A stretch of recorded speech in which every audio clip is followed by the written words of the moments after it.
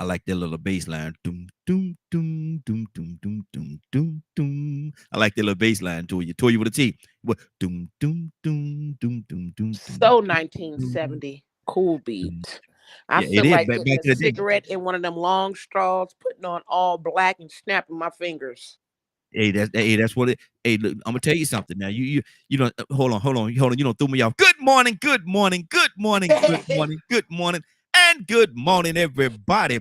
Good morning, everybody. Welcome to another episode of The Morning Glow. This is I'm not important. I'm just a question asker. My name is Raheem Ajman out of Atlanta, Georgia, but I got my sister from another mother, but we got the same father. This is the legendary. This is the queen. This is Miss Toya.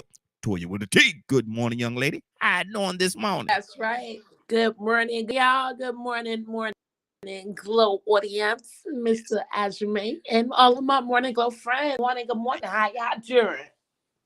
So you know what? You got fans, man. People be asking about you, man. You got fans.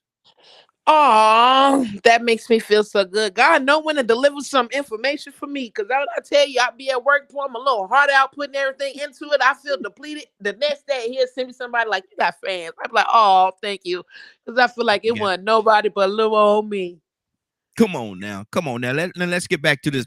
You say that sound like an old 70s. Now that you say 70s, that's good news for me because that was real music. That wasn't the little keyboards and little auto tunes and all that. That was the real music. They had to go into that and play that real music. Doom, Don't doom, hate. doom.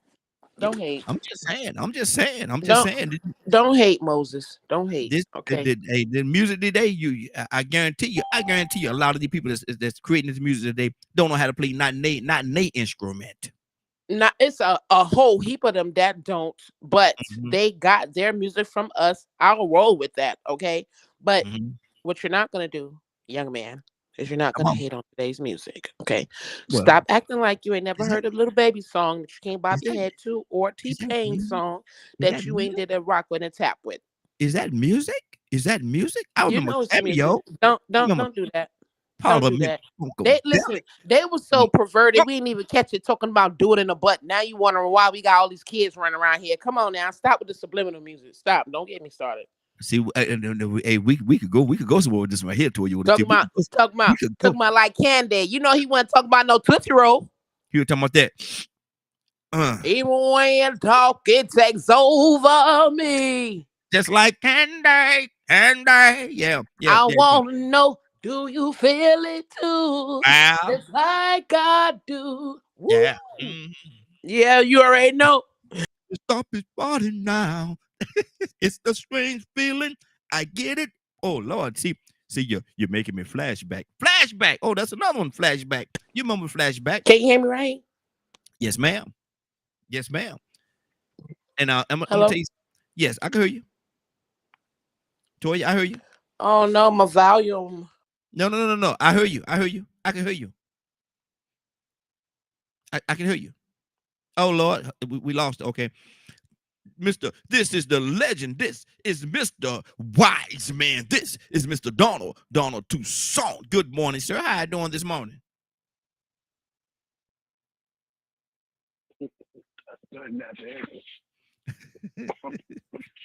You confusing people. No, hey, tell us, ain't number one truth. And we here to tell it, brother. Ain't number one truth. Toussaint, me and Toya with a T. Me and Toya with a T was talking about the music. Now, that's that intro that we got. Doom, doom, doom, doom, doom. She said that sounds so 70s. Make her want to get a cigarette, go sit out on the front porch and kick flip flops on because it's so 70s. But I said to her, that's the real music though. 70s, Parliament Funkadelic, Cameo, Confunction, Cool in the Gang. Man, you had some real music back in them 70s, and they made the music themselves. They actually played the instruments. Toya say I'm hating. Toya say I'm hating. Toussaint, what do you say You are about hating. Don't be hating. They made the instruments too. They made the instruments and made the sounds. Don't care. mm-hmm. but I'm going to Mr. Wiseman. I'm asking Mr. Wiseman, what do you think, sir? Was that better music back in the 70s? Stop it. Let's start all over. Okay, Toussaint, what do you think about that, brother? Was that good music? Thank you very much. Alligator mama. Man, look, I traveled. I had a 1973 Chevy Monte Carlo, and I traveled 73 miles to get a Cameo album. Good Lord. Got the tape too. Wide open down the highway in the 11th grade. Now, what that wasn't Chocolate City, was it? I know it had Cameo. What it was? It had the alligator woman on it. Oh yeah, okay. Was that Cameo? Yeah, that's Cameo. Mm-hmm. And just wait a minute. Let me back up. Who made Freakazoid? Freakazoid. I think that was Midnight Star. Boy, you talking about some music, boy. Freakazoid on the dance floor. You talking about some music. And then if you really wanted to get out there, just put Frankie Beverly Maze and just drive down the highway and run with the curve. That's all you have to do. That's all you got to do. Frankie Beverly and Maze. Yes. Happy feelings. Happy feelings in the air. Happy feelings everywhere. God almighty. Come on now. Made you feel some kind of way. Yes, Lord. Yes, Lord. Now, Toussaint, let's switch the gears now. Let's switch the gears for a second. How do you feel about the music today? Now, Toy, you're going to hate on us, man. Toy, you're about to hate on us. But how do you feel about this music today? What music? Okay. Okay, I got you. Toy, you with a T, did you hear that? The music, boy, I tell you what. There's a bump to it. I tell you that much. The music mixed real well. I might as well admit it, but it was mixed up real well. I don't know what you're talking about.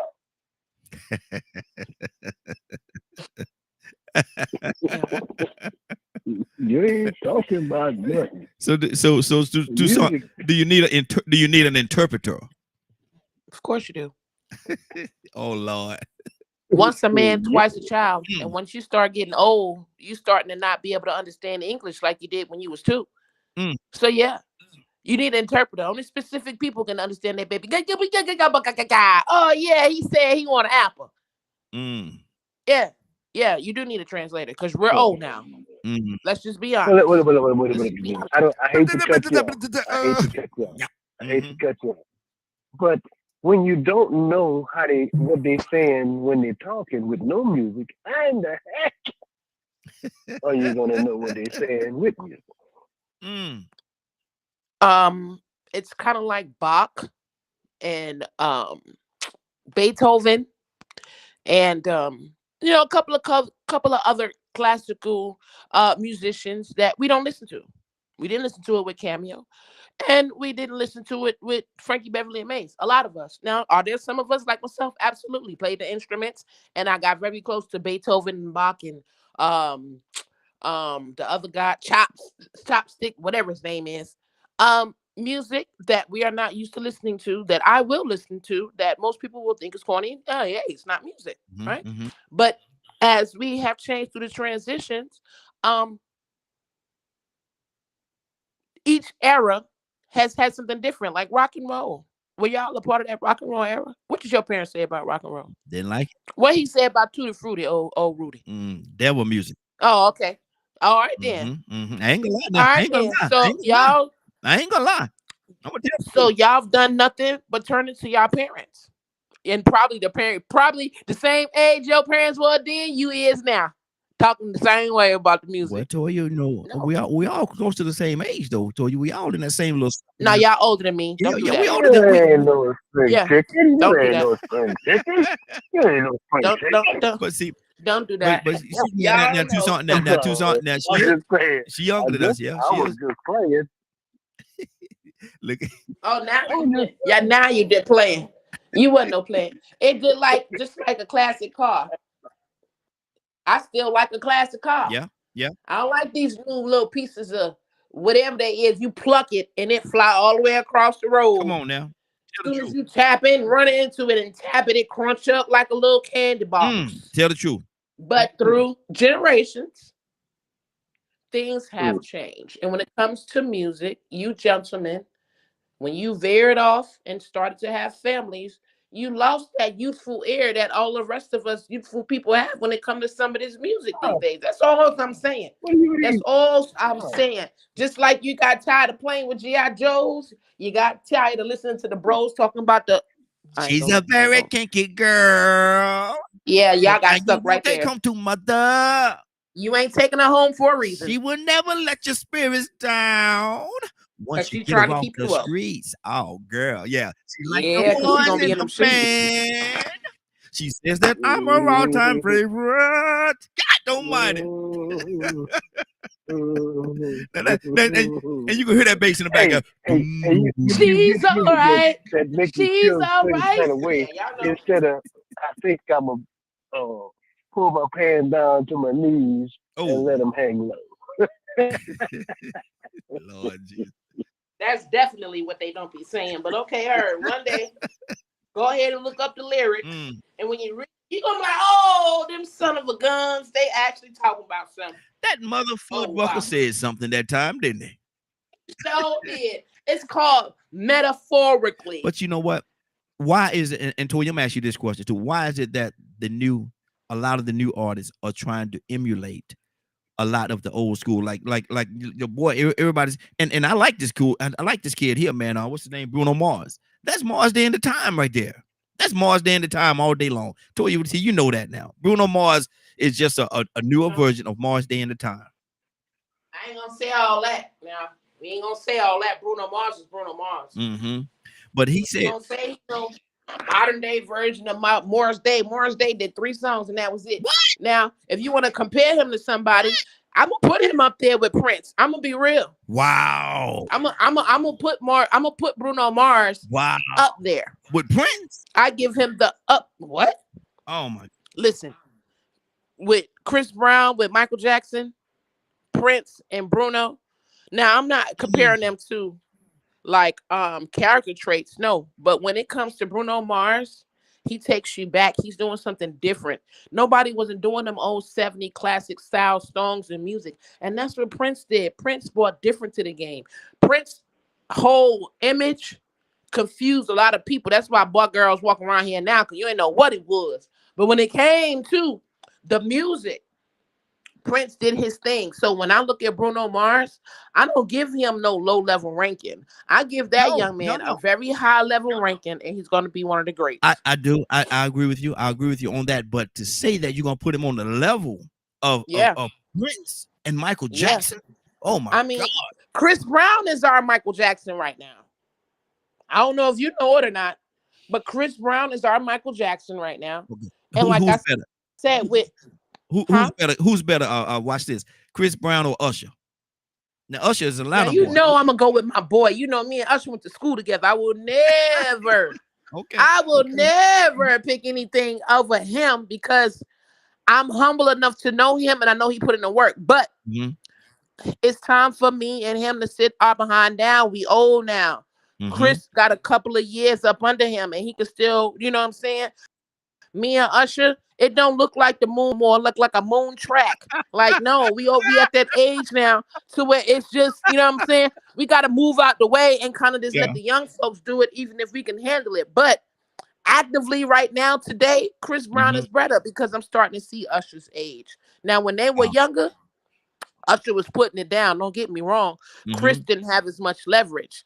But we in our 40s now. These last 10 years, Chris has done a phenomenal job. And I'm sorry, Usher, we got to sit down. You know what I'm saying? We what you call OGs now. And he's still a young G. Okay. But definitely Bruno Mars and Prince, because Bruno plays instruments, make his own music, write his own notes and his lyrics. So yeah, that's why he Prince. So Toussaint, would you put Bruno Mars, and you know Bruno Mars, and Bruno Mars has some great music now. I'm not gonna talk down on the brother because he's an amazing artist. He really is. But would you put him to the level of a Michael Jackson or Prince? Now you know I don't know. Who you talking about? Uh-oh. Now you should know. I don't know who you Yeah, talking about. True Sorry. That's the guy that's saying, There's "It's a up to you. That's what I like. That's what I like." Come on song. now. You know that That's a song? good song. That's a good song. Mm-hmm. You Mm-hmm. did good at Yeah, it too. yeah. That's Bruno, and But he did that other what song. it is that and go ahead. He did that other song, "Smoking Out the Window." I want to say that you referenced a phrase of that song one time, but trust me, you know who Bruno Mars is. Yeah, I reference it. Okay, well then there you go. mm-hmm. But to Toya's point, at a certain age, I can come out the club. I'm not even interested. Mm-hmm. So Mm-hmm. maybe that's the point. I'm not interested. I don't, I might put on uh, uh, uh, some what is it, Luther, Mm-hmm. something Mm-hmm. like that. You know, play some uh, saxophone. Might play Maze or something like that. But there's these new songs. I'm not even interested. Turn off the I don't got to lights. move for that. I don't Doo-doo. got to. I don't And got light a to. candle. Now, even Mhm. though I don't puff fast, I still like Bob Marley. Oh yeah. Turn off the You can't get lights rid of it. and light a There's candle. some songs you can't get away from. Mm-hmm. Even the new artists do the remix Watch this. so that they can have that lyrics in there. Now, Toya, who would be in this generation right here? Who would you put in the category of being a Luther? You said a Luther. Uh-huh. Oh wait. Wait. It's this guy. I think his name is October London. Now that dude sounds just like Marvin Gaye. Now that dude sounds just like Marvin Yeah, Gaye. he he I know. he Yeah. sound like Marvin Gaye, but that's Mm-hmm. that's still Luther Marvin. You know what I'm saying? Mm-hmm. Yeah. Yeah. You Yeah. you you treading the right round to know who's really singing, right? So Mm-hmm. Mm-hmm. he does sound like Marvin Gaye. That's who I would think of. And then well, Tank doesn't sing anymore. Tank was really good. He had some classics, you know what I'm saying? Love songs Mm-hmm. that I would have said, Yeah. okay, like Luther Vandross, you know what I'm Mm-hmm. saying? But we're really phasing out of having or even Yeah. birthing R&B artists. You understand what I'm Mm-hmm. saying? Everything, especially in our community, looks like it's transitioning to rap, but you have to Yeah. remember Yeah. the only reason why we had those Luther's and Marvin Gaye's was coming out of slavery. We did a lot of singing. Did a Mm-hmm. lot of singing and Mm-hmm. paying homage to the Lord and doing things to keep us happy. And then when Luther and them was out, we did a lot of cleaning in the house with the music on. So Mm-hmm. we heard a lot of music and we sang a lot, right? Mm-hmm. But now we look at this era of dysfunctional households. The last thing you're up in there doing is singing. The last thing they're Exactly. doing is singing about some love and some R&B. And how you gonna sing about love you? And that's baby mama number 17. You understand what I'm saying? So Well, there's been you a know, shift. I love You you, already no know. matter what you do. We're not singing about that no more And because then our who, dynamics are who, different. who, You understand what I'm Mm-hmm. saying? Yeah. Like Yeah. it's totally different. Look at how they redid The Color Purple. Like, come on with the Oh jokes. man. Like, Man. I hated it. I hated it. Totally different era, right? And that's where we are Mhm. now. We are not really developing those Luthers and those um Marvin Gaye's because we Mhm. don't have that love in the household anymore. You know what I'm saying? We It's don't have that honor and respect for each other the way we used to where it was sexual healing. Like, we getting Mhm. people pregnant in under 6 months and hating each other. You Yeah. understand what I'm Wow. saying? So there's Mhm. nothing to sing about. Now, rap about, I can call you a B, I can call you a H, I can call you a this, and I'm gonna call you a that, I'm gonna call you a clown, I'm gonna call you a snake, I'm gonna call you know what I'm saying? Because that's how I'm feeling. So now everybody Mhm. walking around rapping because they jumbled up, they really don't know how to communicate and really don't know how to love. They don't know how to open up their spirit and their heart enough to want to say, hey, I'm in love. Yeah. You understand what I'm saying? So I know what they're doing through how to the say. I know what they're doing how to say. I'm in love with the scripper. That part, you see what I'm saying? Yeah. This exactly to meet exactly what I am saying. The Mm-hmm. whole era in which we used to utilize music and Yeah. use it as a tool, we don't do that anymore. It's like heavy metal. Like heavy metal Mm-hmm. to me, it's all about angry white people who are mad. Oh, You know what I'm saying? yeah. And they Yeah. shaking their head up and down, knocking their head and brain. Of course, they frontal cortex. And then you wonder why it's all shook up and you're doing stuff that's just demonic. You just shook your Mm-hmm. brain cells up like a pack of Mm-hmm. Kool-Aid. Like, come on with the jokes. You know what I'm saying? Like, Lord. so I feel like that kind of aura is starting to take over the rap industry, but when it comes to R&B, we just not birthing those kind of people. We're not singing in choirs no more. We're not singing from the age of 4. You understand what I'm Mhm, saying? That mhm. was rearing those great artists. We're just not doing it no more. So I think that when it comes to the artists, they're gonna be depleted. Wow. So Tucson, there's no message in the music. There's no love in the music. Love. So basically, love music is dead. Tucson.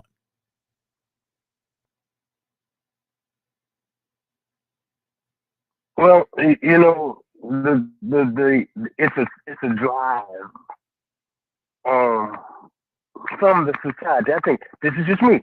Mm-hmm. It's this to me. It's a drive from the society, the culture, not the culture, but the lifestyle that people live now, and it's driven. The lifestyle now Mm-hmm. is driven by some kind of a sexual behavior Yeah. Yeah. or thugging. No, I can't say thug. I hate that word. I hate that word. Mm-hmm. I hate that word. Tucson, I believe you But hate. it's I bad, believe you hate that word. I believe you hate shoot that word. shoot them up, kill them. Mm-hmm. Call you woman, any kind of thing, and look, it's kind of like the bump and grind song. Ain't nothing wrong with the bump and grind on steroids. Mm-hmm. Wow. Wow. Now, I'm gonna tell you That's what something. it is. Cause look at our young ladies. But see, Tucson, let me Look let me at let me our throw young this at you. ladies. Let me throw this at you before you go there. 'Cause That I know where go you're ahead. going. Hold on, let me throw this at you. You know, back in the day, now they had like Toya with the T said. You know, it was a lot of subliminal messages, but the music was some of the music was just as raunchy as it is now. And I'm not saying that either one of them is raunchy in that way, but what did Grace Jones mean when she said pull up to the bumper? What was she talking about? But Grace Jones, crazy.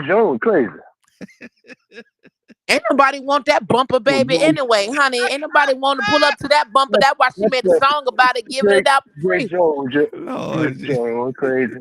She was Pull up crazy. to my bumper, You baby. you know when she got on stage, Uh-huh. you know something strange was gonna happen. Oh yeah. Oh yeah. Grace Jones, she was her No own if character. and what about it. She was her own character. She really was her own character. She Um, thrown herself out there like, so look, I'm finna act a fool right now. mhm. Don't put that camera on me. You And ain't, I hate that. don't put that camera on me. You're not gonna I'm like what you finna get. get naked. Wow.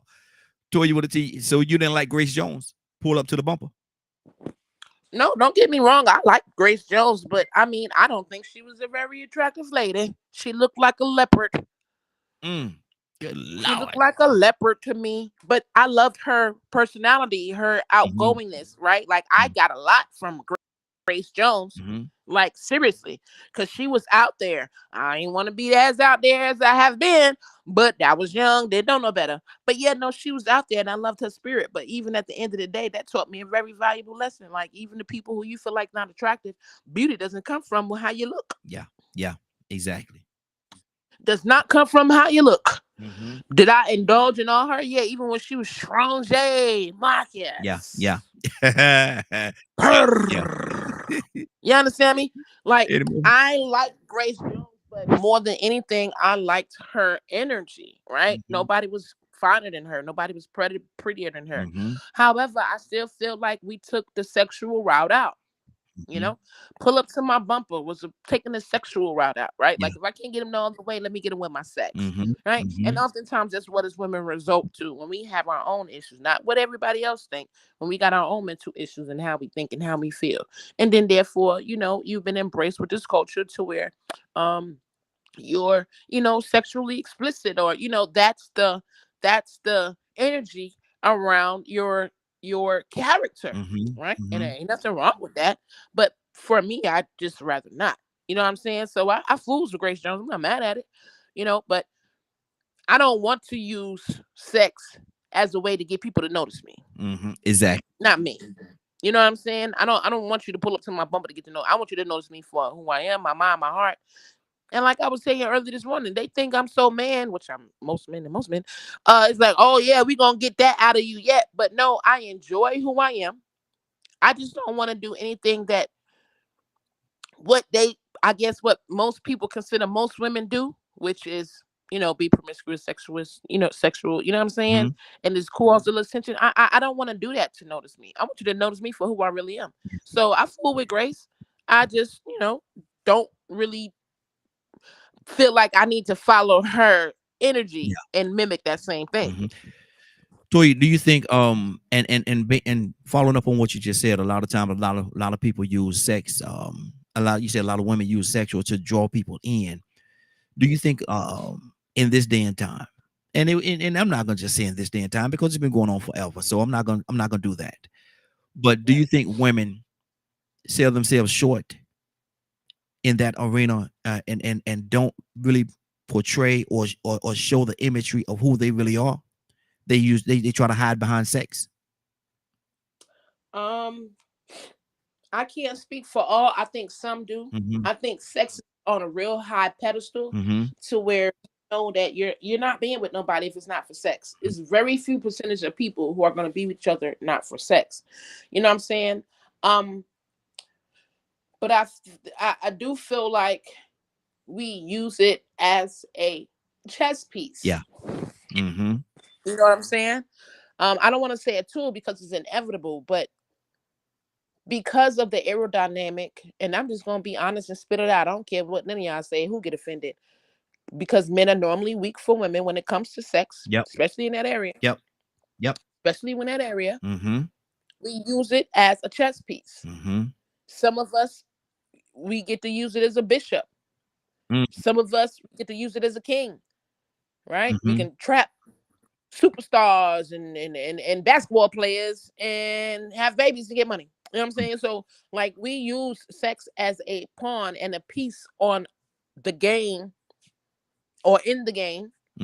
And I mean, it's kind of like that's the premise of being a woman, right? Like when it comes to trying to juice you up to want to get with a guy or a good guy, like that's the things we talk about in the corners. Girl, you better give him some. You don't give him some. He ain't gonna be waiting. He ain't all this. You better do this. You better do that. Oh, you ain't gonna. Now, listen, I'm not finna do all that. Either you want me or not. I know what I am, honey, and I ain't giving you none. Now what?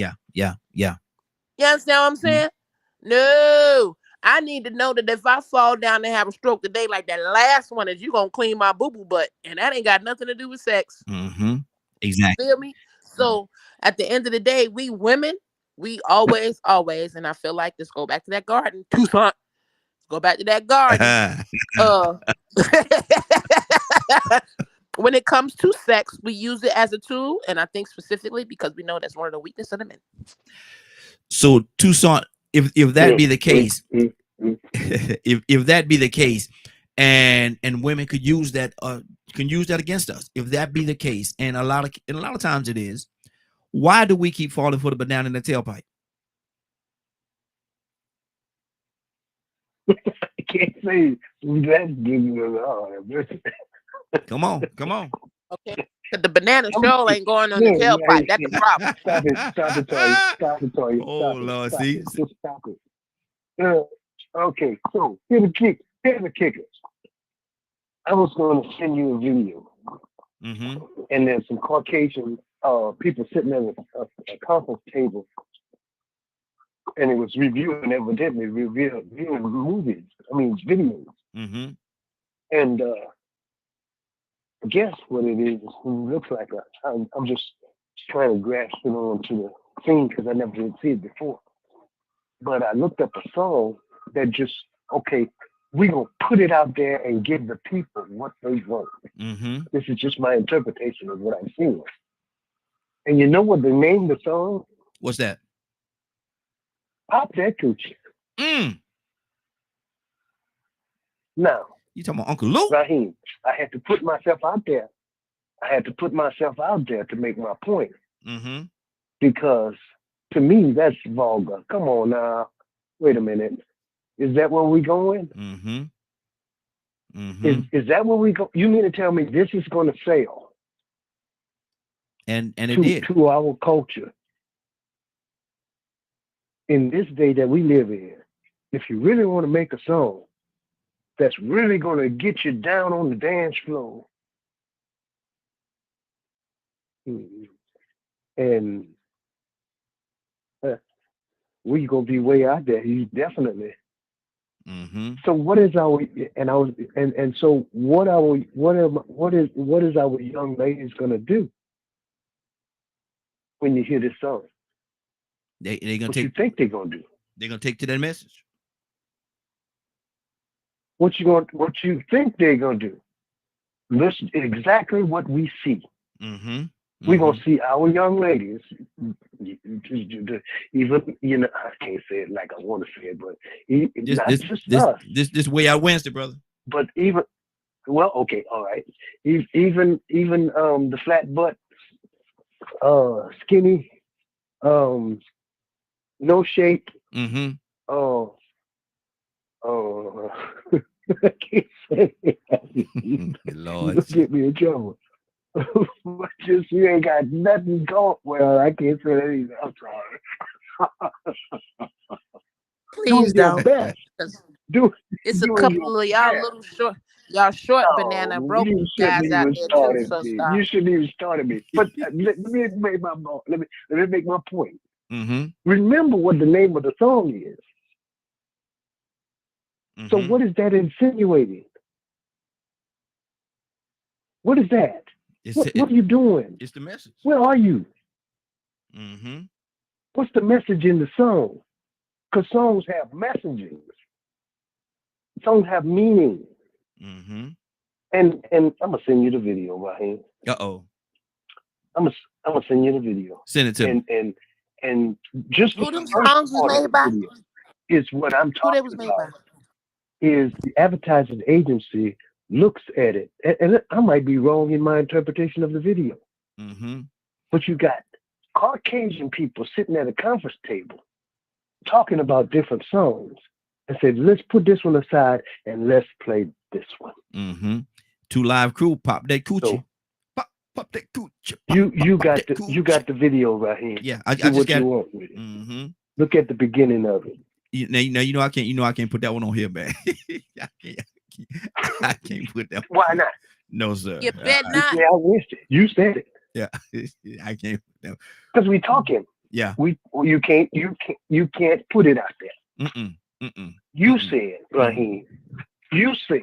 Mm-hmm. You know I can't put that out there. No. Okay. Mm-hmm. All right, then.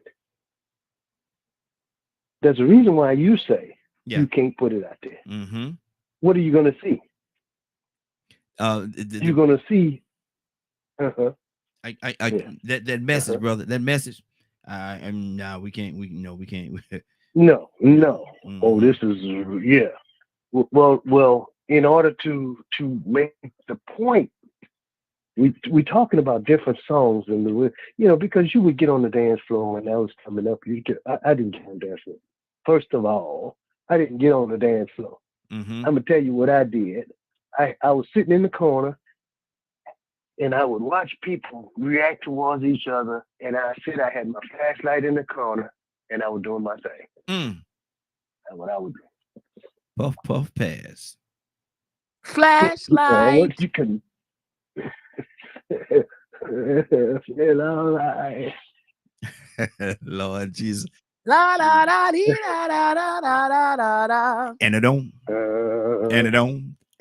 But my thing is, man, the music that we're listening to today, and I stick to what I say. It's to me, and maybe I'm of that age. It's not the same kind of music. It's not the same level of music that we're listening to back then. But at the same time, the music has a mission. And like that song that Tucson sent to me, our 2 Live Crew, Pop That Coochie. The industry know what they're doing. They don't want to put you got music rap groups like PRT. I used to love PRT, man. Poor Righteous Teacher. I used to love them, man. But they never got a push because they was pushing positive messages in their music, and that's not what the media, what the society, what they wanted to push to our society. They didn't want that they didn't want that to infiltrate our elements, if you will. So, Toya, why do you think they're using that music? And way on back in the day, Lucifer was the head musician, if you will. Has it changed? Oh yeah. Yeah. He was the head, he was God's right hand man, and he was one of the most beautiful. That's why he got cocky. Mm-hmm. And yes, we know that he uses a tool for his good. Mm-hmm. And I believe that when you don't use music for God first, I mean, Jesus died for all sins, even his music. I'm just saying that part. Mm-hmm. Just throwing that out there. But when you don't use it for God first, it does a lot to other people. So this is what they're talking about for the love of money. I remember, I got to take it back, when I signed this contract, they wanted me to rap, Mm-hmm. and I had to take my clothes off. And I was already taking my clothes off at the time, but I remember thinking to myself, I did not want to be the epitome of this on television. Exactly. Showing all these little girls, making them think it's okay, because I know they're going to think it's okay. Because I knew that I was operating out of hurt. I knew I was not supposed to be doing that, even if I was doing it anyway. Mm-hmm. And I never indulged in that industry because I remember not wanting to be that type of role model for little girls because I knew I was wrong. Mm-hmm. You know what I'm saying? And when it comes to some of this music, I think this is where the for the love of money comes from, Yes. because this goes back to men being the leader. Mm-hmm. You want to lead me, but you think it's okay for you to sing songs like Pop That Uchi. Mm-hmm. Yep. You want to put that out there. You're cool with making money. You're cool with disrespecting me as a woman. You're cool with putting my body and putting our pictures and our videos and our pics all over the internet, making money off of it. And it's cool. And you think I'm going to respect you? You think that we're going to be able to have a family of respect? You think anybody's going to respect us? That's why people take us everlasting stock. Mm-hmm. Come on. Oh, look at them Negroes. They out there. Mm-hmm. They putting up their kids for rent. They disrespecting each other. Yeah. Yeah. Yeah, well, I'm disrespected, but I'm 20 million strong. Mm-hmm. You goofy, ignorant Got my ninja. hand up in the air. Mm-hmm. I got You my hand 20 in the air. million strong. Yeah. And you done tainted. Yeah, you can hold that down, sir. We're not in school. Just give us a minute. You sitting up here putting this music out like you don't know what it's doing to our people. Like you don't know we're spreading away from the culture of the Saturday morning music we used to listen to. You're willing to do this to your own people. You're willing to do this to yourself. You're willing to do this all for the love of money. Mm-hmm. You understand what I'm saying? So at the end of the day, yes, the industry does know what they're doing. These are the same prejudiced people that brought us over here, cut us out of baby stomachs, and did all this, and they changed it into a new slavery. And people who decided to be house niggas, who thought it was okay to sing Pop That Coochie, Mm-hmm. to say who's effing who, Mhm. to say all of this stuff that we out here doing, those are just another level of house Negroes Mm-hmm. that are putting out poison to trap the people in the field. You Exactly. understand what I'm saying? Now, don't get me wrong. I was once a part of that. But again, once God started to intervene with me, it's not so much what you say, how you say it, and then it's also the energy behind it. Because rap, we used to be able to rap and it was good, but the intent was to talk about how we felt. Yep. Now, rapping it's not about a meaning. It's about who can be stupid enough, ignorant enough, ratchet enough, disrespectful enough to get the money, and that's where the turn Mm-hmm. like happen. You Yeah. know what I'm saying? So like until we people decide to stop accepting money that we know is going to infiltrate our communities, the next person that signs the contract is only going to keep up the curse. Keep up the curse. Absolutely. And I love the way you put Yeah, it. that's all. Keep up the curse. There you go. Tucson, talk to me. Okay, so here's the deal. Back in whatever day it was when we were slave mentality, and they was exploiting us and raping our women and stuff like that. I hear that. But this behavior that we're talking about now is voluntary. Mm-hmm. Ain't nobody making you get on the dance floor with your legs wide open Mm. in front of the camera. You're Mm-hmm. doing that by yourself. Mm. And here it is. Not only are you doing it, I'm not talking about anybody. I'm just talking about what I see. Mm-hmm. You got your child doing the same thing. Wow. Look at mommy. Look at mama. Show them what you're working with, baby. Grandma, mama, and baby. And the child is doing it, and they're in diapers. Mm. A child is born with no state of mind, blind to the ways of mankind. Go ahead, Tucson. Excellent song. Mm-hmm. Excellent song. Excellent song. Excellent, timely song to make my point. Yes, sir. Yes, sir. Mm-hmm. We raising up. Almost said this demonic behavior. Mm-hmm. Almost. Because almost, I was almost said that Mm-hmm. because now in our songs, the forefront of what we're saying and the music that we're creating, the mascot Mm-hmm. is Satan himself, or what we think Lucifer, Satan is like, what he Mhm. looks, we think that he looks like. Mm-hmm. We got this horned creature in our almost worship Mm. to promote our music, Mm. and we thought Kiss was bad, but we're a whole lot worse. Wow. Wow. And Dancing with the serpent. mm-hmm. Mm-hmm. Wow. Mhm. Wow. Tell me when 508. I'm lying. Exactly. 508-924-3521. 508-924-3521. Give us a call. Love to have your input on what we're talking about. We're going to switch up the topic just a little bit. And Toya would tell you this is Way Out Wednesday. Now, on Wednesdays, we don't have a topic. We talk about whatever we want to talk about. And we talk about it in its entirety. So, Toya, what's on your heart?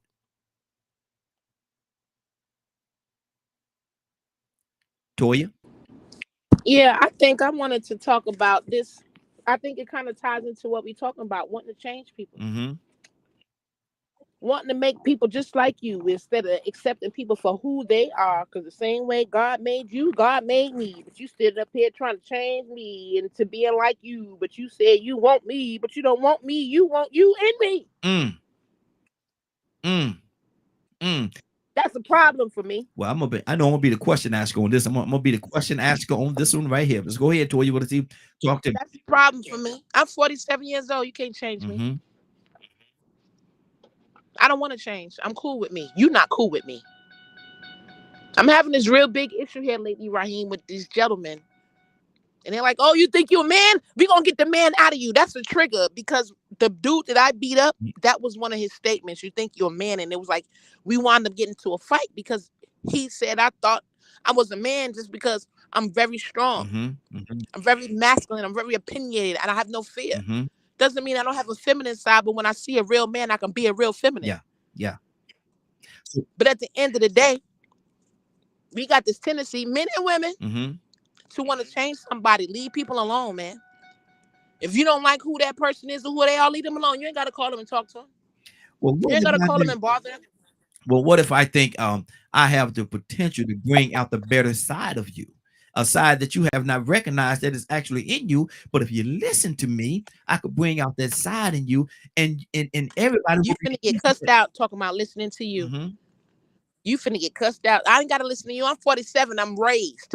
Well, see, but yeah, you are 47 and you're raised and you've been raised very well. But at the same time, you still got ears though. You still got two ears on the side of your head, and they're designed for listening. I just want you to listen. Right. Listen to what though? Look here. Like my thing is this, right? Mhm. And it's when it comes to changing people. And I'm gonna say from a relationship aspect or courting aspect, Mhm. I don't meet nobody with the intent to change them. Yeah, that's good. That's good. I meet them with the intent to show you who I am. And if you feel like you need to make some changes for me, that's on you. I'm not going to tell you nothing. Just like I said the other day with the boy lying, talking about you supposed to be going, oh, I'm off when you lose your job. Oh, okay, good. Okay, I'm gone. Mm-hmm. Because it's not like I haven't spoken to you about this. Mm-hmm. I'm asking you and you're lying. You're not handling your business, and I'm out. So it's not about needing to listen to somebody. It's not about changing somebody. When you meet somebody, you want to call somebody, you see who they are. If you know they're not for you, take your butt on someplace. Mm-hmm. Step. There's not a place that I have because I'm very outspoken and I got a lot more sense than most. And I'm gonna be honest because how we was talking about the music from back in the day, Mm-hmm. we ain't got many men like there was back in the day too. Don't get me started. Mm-hmm. Come on, let's talk about it. Half these jokers out here, they can't read. You can't keep a job. It rain. You can't go to work. You can't get on the bus. I do all of that. So listen to you for what? Mm-hmm. What you say? Listening, boy, if you don't get the hell away from me talking about listening to you, and I done got up and been out here getting on a bus and the train all times of day and night to go to work to make money, 2 jobs, 3 jobs, 5 jobs, with a car, no car. Come on, man. Mm-hmm. And listen to you for what?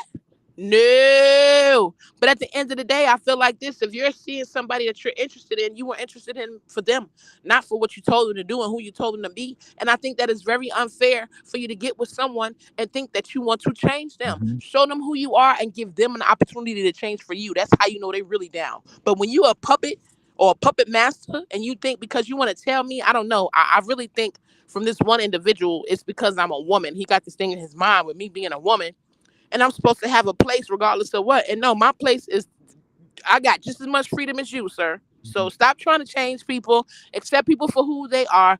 Take time to get to know them so you can know who they are, so you can know if you want to be there. Because trying to change a person, not gonna happen. I'm only gonna change it if I want to. And as far as I'm concerned, I'm good. Period. Let's just say put a period at the end of that. Period with a T. Make sure the period with a T Correct. in at T at the end. But let me ask you this, though, Toya, and I'm gonna go to Tucson on this as well. If that quote unquote right person come along, and you know that they have your best interest at heart, and they really care for you,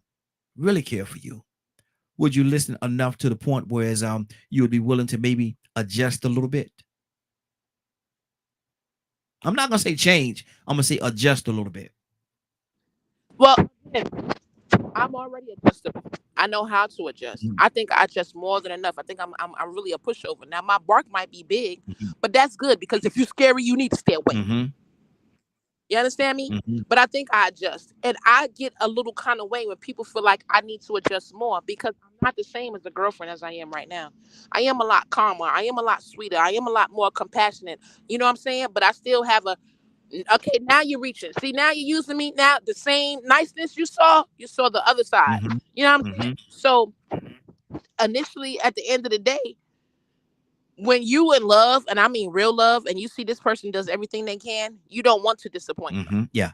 Yeah. So if there's something that you find yourself doing that you know they don't like, you're gonna try to work better towards doing that. And then the other person is gonna understand that you're gonna try towards doing that. And it's something that we're working on together. You understand what I'm Mhm. Yeah. saying? It's a habit of my like for instance, me being single, honey, I don't wait for no man to get out and pack my pump my gas. Mhm.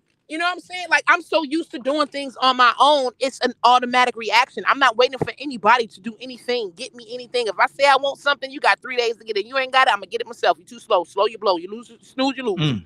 You understand what I'm saying? So I'm so set in a way to where I take care of myself. There are opportunities that when I do get in a relationship, I gotta hold myself, or the individual will be like, Toya. I'm like, okay, my bad. I'm sorry. My bad. Mhm. Or I go open the door for myself. Toya, oh, my bad. I'm sorry. You know, I go shopping and get the groceries to start grabbing bags. Toya, oh, my bad. Mhm. I'm sorry. Yeah. I'm not used to having nobody take, you know what Yeah. I'm saying? Yeah. I'm used Yeah. to doing it on my own. Mhm. So, you know, I got to stop and think sometimes. You know what I mean? So it really depends when it comes to you making adjustments. It's going to still be an equal give and pull, just like raising kids. Y'all learn each Mhm. other.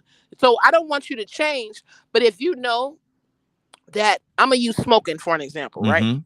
If you know I can't smoke because I'm in the military and you're a smoker because you love me, because we want to be half and half, You shouldn't smoke in front of me, and you should be like, I don't want to smoke in front of him. He can't smoke no more, and I don't want to. You know what Yeah, I'm yeah, saying? yeah. Like there should be a compassion, a flexibility between each other because we love each other, and we don't want one to feel, you know what I'm Mm-hmm. saying, less than or equal than or out of place or influenced the wrong way. So we'll be willing Mm-hmm. to make adjustments in what we're doing to show that person that we really care. And then at the end of the day, those things can also bite us in the butt because then we feel like we changed for this person and we're not even with them. Mm-hmm. And that's you know what I'm saying? That's a whole nother story to feel like you made adjustments for a person and then like it didn't even matter. But at the end of the day, if you're confident in you and you standing 10 toes down, knowing that you do the right thing for the most part, I'm not saying Yeah, perfect, yeah. but you do the right thing, Mm-hmm. you don't need nobody to come in and change you. And then when they come in and change you, you're going to see that that's the issue because you already know you stand on business. Mm-hmm. Like, come on. Exactly.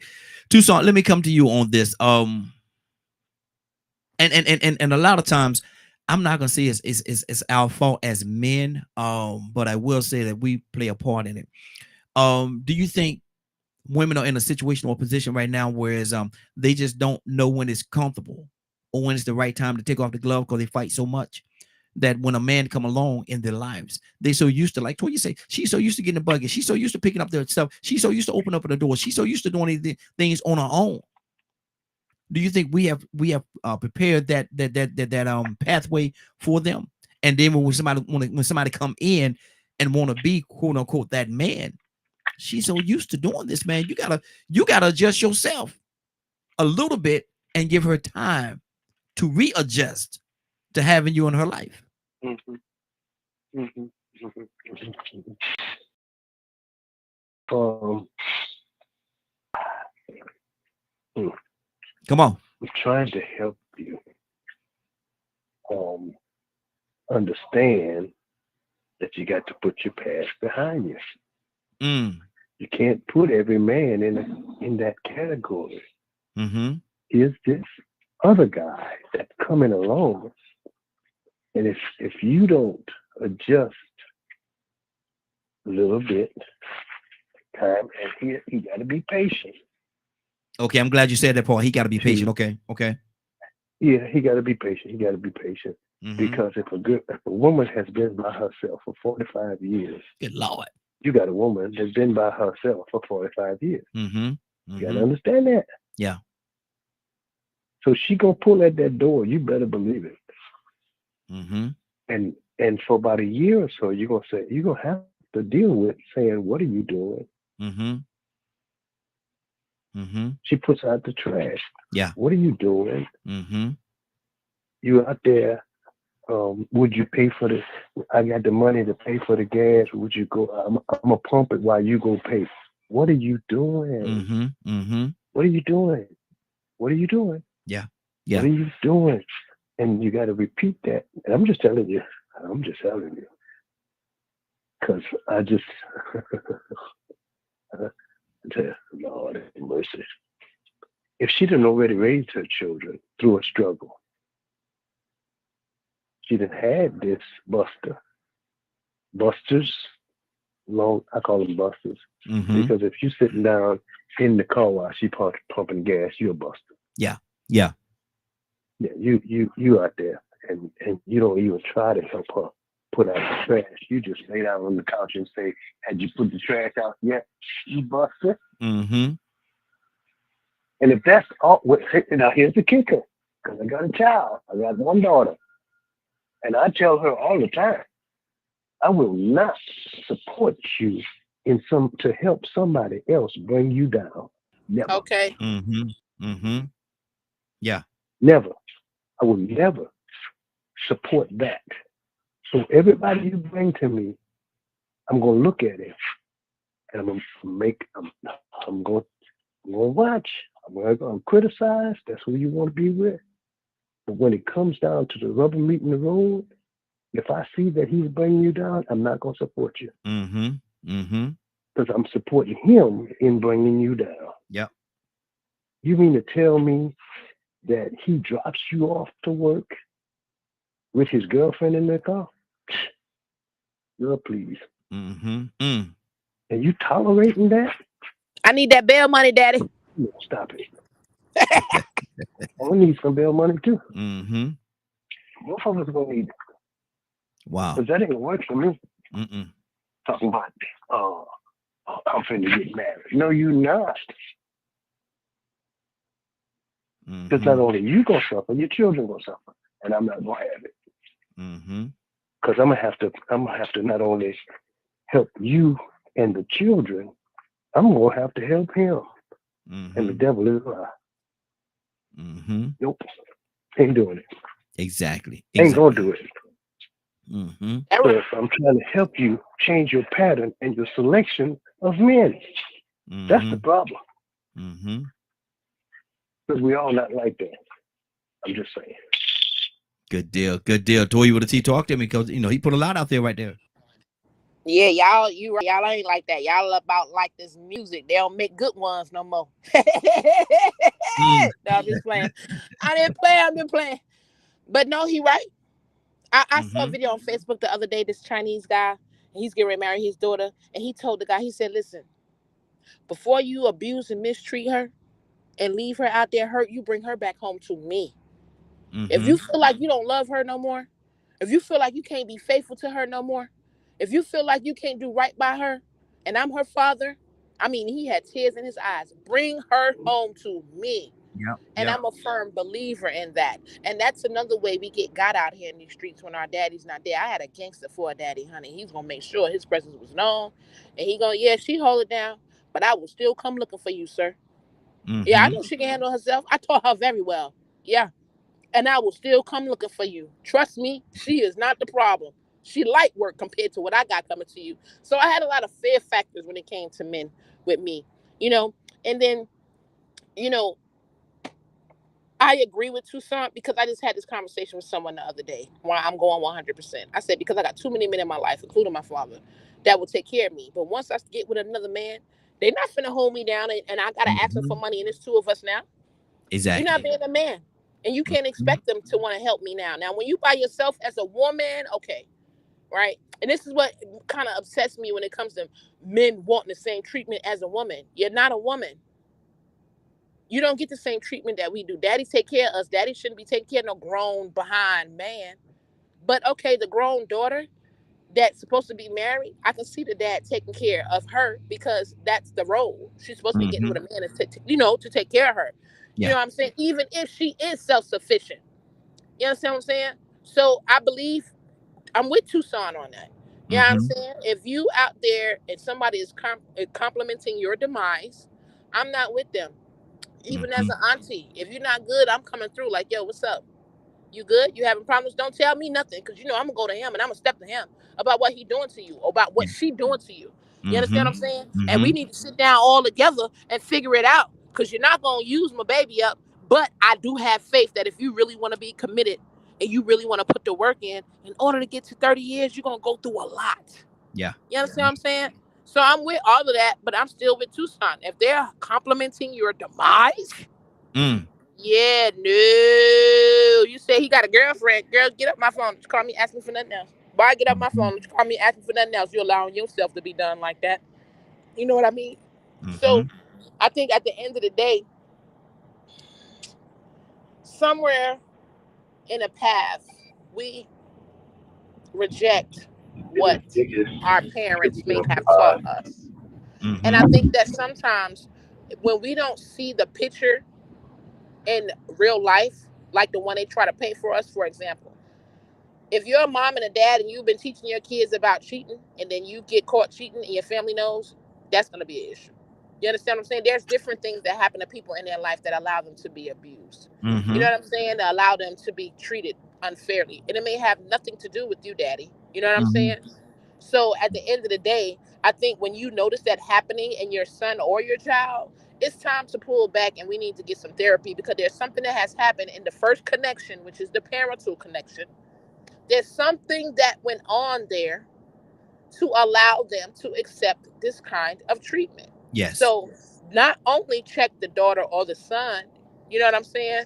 But you need to check their mental health on why they're allowing such things to happen. You know what I Mm-hmm. mean? Because I Mm-hmm. think that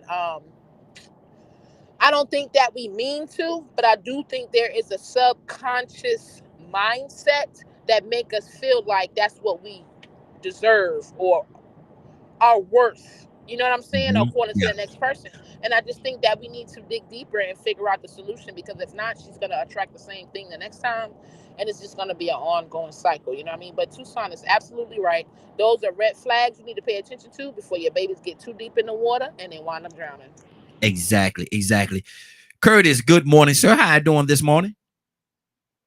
Oh, hold on. I got Curtis on mute. He has some background Hey, noise. There you go. There you go. morning, family, morning. What's going on? Hey, What's up? we're talking about, this is way out Wednesday, man. So I'm gonna ask you in a minute what you want to talk about as well.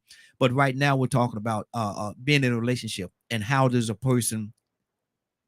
if a person want to change you, should they be able to change you? Are you willing to change? Are you willing to adjust? Or you're gonna be the person that you've been your whole life, regardless of who you with.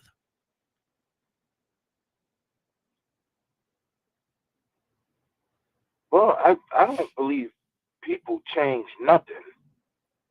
I believe that's man's level of narcissism Mm, that tells him to lie that he has changed this woman, or that's woman's level of narcissism to say that she has changed this man. That's a lie. mm-hmm. You don't change nothing. All you do is aid and assist the molding of change. The person is the one that causes the change. The person is the one that activates the change. You are nothing but a catalyst, Mm-hmm. but you don't. That's one thing that we taught in the counseling world is never believe that you changed a client Mm-hmm. because you'll set yourself up for failure. You ain't changed nothing. That client made the choice Yeah. after Yeah. you provided tools to go in their social toolbox. Mm-hmm. That client made the choice to use those tools to change their life. Mm-hmm. You ain't changing nothing. Mm-hmm. Okay. So, okay.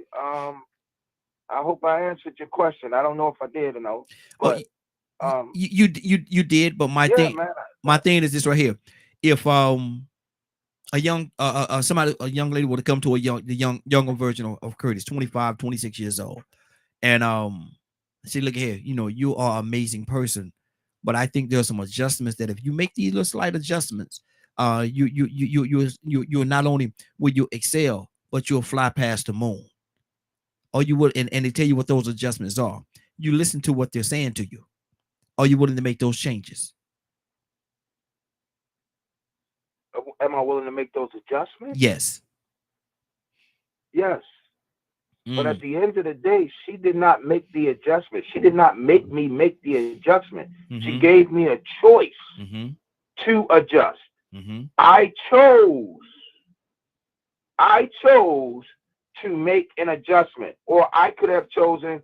Nah, I ain't rocking with nothing you saying. yeah, yeah, Nah, I'm not making an adjustment. mm-hmm, At the end of the day, the change that happened, and I'm not taking any credit from anybody. It's just the truth. mm-hmm, The change that happens because the person who is changing chooses to make the change. I remember it happened to me, and the girl, the female, didn't have to say anything. mm-hmm, It was the way she treated me that told me, okay, hold on, Kurt, you're gonna have to make an adjustment on this one right now. mm-hmm, mm-hmm, The mm-hmm. things that she would talk to me about in conversation, hold on, Kurt, you're gonna have to make an adjustment right here. Yeah, yeah, yeah. And still to this day, it sticks out. Whenever I have moments where I feel like I'm less than, where I feel like I'm not good enough, where I feel like I missed the mark, where I feel like I fell short, I will never forget her name. Her name is Pastor Terry Fields. I Mm-hmm, will never forget it, man. That girl used to say we would have conversations that would just tell me, that woman, we would have conversations that would just tell me, you know what, Kurt? You're gonna have to make an adjustment. mm-hmm, mm-hmm, mm-hmm, You know what I'm saying? So like, but that was me making the adjustment. It was me making the choice. mm-hmm. Okay. When people start saying, and I'm gonna land the plane right here. When people start saying, "Oh, I'm gonna change him," what you really don't know, I'm gonna change her. what you really don't know is that you're actually putting yourself in a lane of failure, Mm-hmm. disappointment, letdown, betrayal, deceit, because you already told a lie to yourself that you're going to change that person. Mm-hmm. Mm-hmm. Wow. 508-924-3521. 508-924-3521. Give us a call. We're talking about change. Are you willing to make the changes? Somebody come along and you live your life the way that you live your life. And they say that, I've been watching you, me and you in this relationship. If you make these little adjustments, we could go to a totally different level, or you could take yourself to a totally different level. Ryan, good morning, sir. How are you doing this morning? Are you willing to make those adjustments? Am I willing to make adjustments? Oh, well, good morning to you. Good How's morning. everybody doing? Doing well, sir. Are you willing to make those adjustments? If she say to you that, I've been watching you, we've been in a relationship for a minute.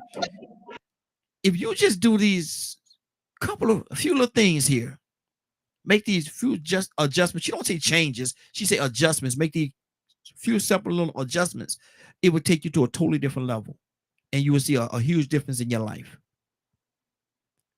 Ryan, are you willing to make those changes? Are you willing to make those adjustments? Because leave it right there. Are you willing to? So if I'm being silly, the only adjustments I'm making is my belt size. But no, it just depends, really, because that's just that person's perception, right? Just because somebody else wants something different doesn't mean that it's something that has to change. What they want, not necessarily what's needed. But I'm always open to conversation. I'm always open to looking at what these suggested adjustments are. That doesn't necessarily mean I have to do them. That's the best part. And if we're talking about the person suggesting these adjustments, is that my significant other, or is that an outside party? No, that's a person that you're in a relationship with. So this is going to sound bad, but in my thought process is, when did you stumble upon these things that you wanted me to adjust, before or after you became my partner? And what led you to be with me in the first place? Why I got to change all of a sudden? You liked me enough from the get. Why I got to change now? I'm still open to the conversation, but what if you toss it back in their court? Why do I have to make these adjustments? What are they going to accomplish for us? What if I have some adjustments that I'd like you to make? Are you amenable to those too? It's a whole big conversation. You have to have the conversation, and both parties have to be interested and have an open mind. I think that's where I'm at. Good deal. Toussaint, talk to me, brother. Are you willing to make those adjustments? Are you willing to take that Spider-Man suit off? Depends on whether you. Well, there you go. There you go. Yeah. You have to play the role. You ain't never played the role before. Play the role. How about that? If it works, do it. A simple song that was written that had stipulations to whether or not a person was going to be in a relationship with another person was written. You're going to have a J-O-B to be with me. How about that? Yes, sir. You trying to change me. I like sitting on the couch, sipping beer off your money while you go to work 2-3 jobs. I'm laying there with a big belly. You're going to have a J-O-B to be with me. Girl, you tripping. You trying to change me. How does that sound, right? Terrible. With your big old smelly belly. Yeah. Matter of fact, let me throw it out there. You're going to have to wash your tail. You trying to change me. Well, you stinking. Wow. I'm sorry. I'm sorry. Let me back up a little bit. Let me back up. Let me back up. Let me back up. Well, you just Let say me back up. you're just not fresh. Well, let me back up a little bit and calm down. Because if you continuously over and over and over and over again are in and out of a relationship, and everybody that you meet got a problem, sooner or later you should realize the problem is you. Mm-hmm. Yeah. Exactly. Exactly. They all can't be that bad. Mm-hmm. Matter of fact, I think it's your selection is bad. Mm-hmm. You Yeah. mean to tell me that every man that you got out of the church wind up being a pimp Mm. is your selection? Yeah. Your I just selection. threw it way out there, didn't I? You threw it way on out there. Your selection process is not right. You need to readjust your selection Yeah, process. no, Yeah. right. Because here's what I said. You get it now. You got every one of them out the church, and then none was no good. Yeah. Yeah. What? Mm-hmm. Yeah. I thought about while we was talking, Raheem, is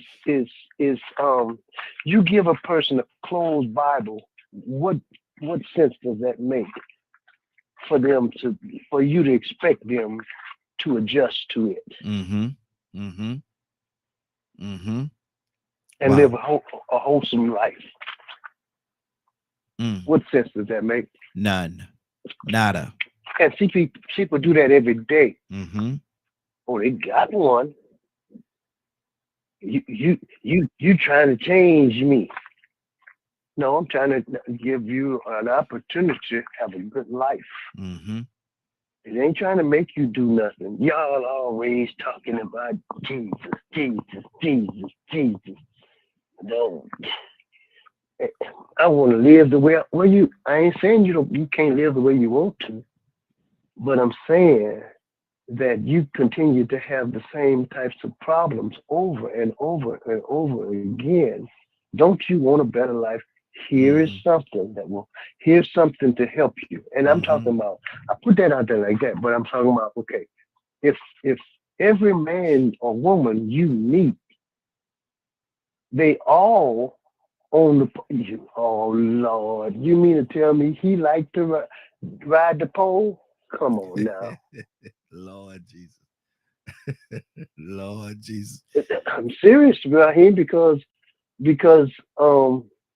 some women, they wait 5 years to wind up finding out that he in the closet. Mm. Terrible.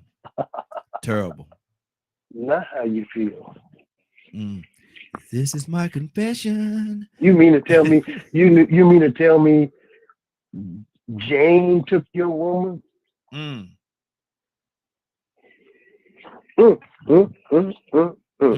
Jane. You say Jane took your woman. Jane. God.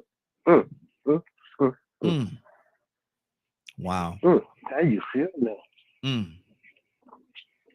Maybe you never loved like I've lived. Maybe you never been in love like I've been in love. Maybe you've never felt the things that I felt. Yeah, bro, you got problems. Kurt, talk to me, brother. Toya with a T, coming to you next. Well, it ain't too much more I can say or add to this conversation that ain't been added. You know, Tucson just kind of hit the nail right on the head with one stroke. My God, brother, I need you to come up here and build my house. Man, you know, I was strolling yesterday on my Instagram, and there's a podcast. I don't know the name of it or whatever, but I ran across like clips of this podcast, and this young lady was on there, and everything she was saying, you know, I get it that, you know, the man is the leader of the household and those things like that. I understand that. I completely understand that. And I completely concur with that, right? But I think it's time for us to get. We have to get to a place, and I think we're trying to get there. I really do. I'm paying attention to the dynamics that's going on with the population that I work with. But I think it's time that we get back to the idea that okay, every executive officer has an assistant, Mm-hmm. right? Every general, every CO has a COO. Mm-hmm. The two go together. Like when I think about like my military service, right? You had a battalion commander, then you had a battalion XO. Mm-hmm. You got a president, then you got a vice president. You have a brigade commander, then you have a brigade XO. And I think we got to get back to the idea. We just been so busy pointing the finger and pointing the blame, and it's almost it takes me back to Genesis, bro. How long are we gonna stay caught up in this crap? Mm-hmm. This idea that humanity is humanity that our relationships are supposed to be perfect, perfect in their inception, perfect in their creation. How long are we going to keep buying that perfection idea that causes us to point the finger? Why do I say that? Because when in Genesis, right now, I could have read it wrong, and if I did, God, please forgive me first and foremost, and for my listeners and for our listeners and the parishioners who are wrapped in the body of Christ, please forgive me if I'm wrong.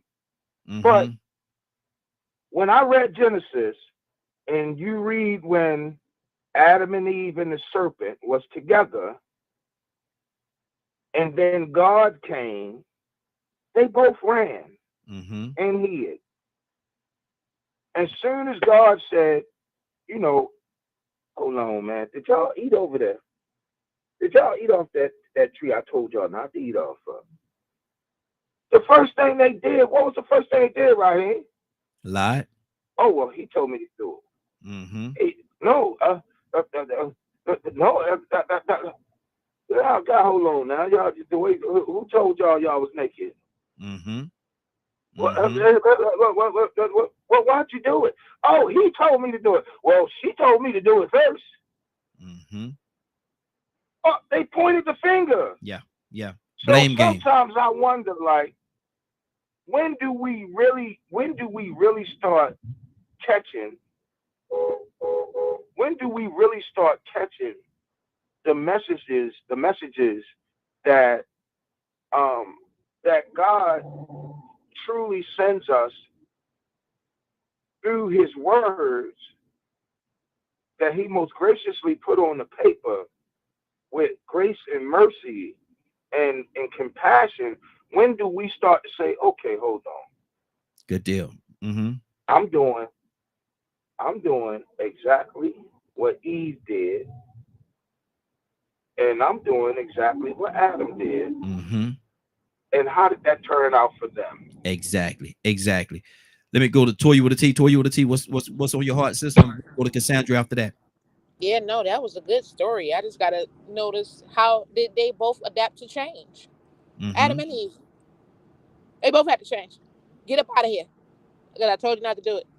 But Mm-hmm. then also I think about the point that when Eve ate it, nothing happened.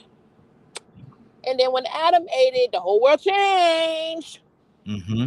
So to me, that signals something very significant about the man. And when he decides to go against the Lord, Wow. it can change the entire future of the world. That's how I perceive that. Mm-hmm. Mm-hmm.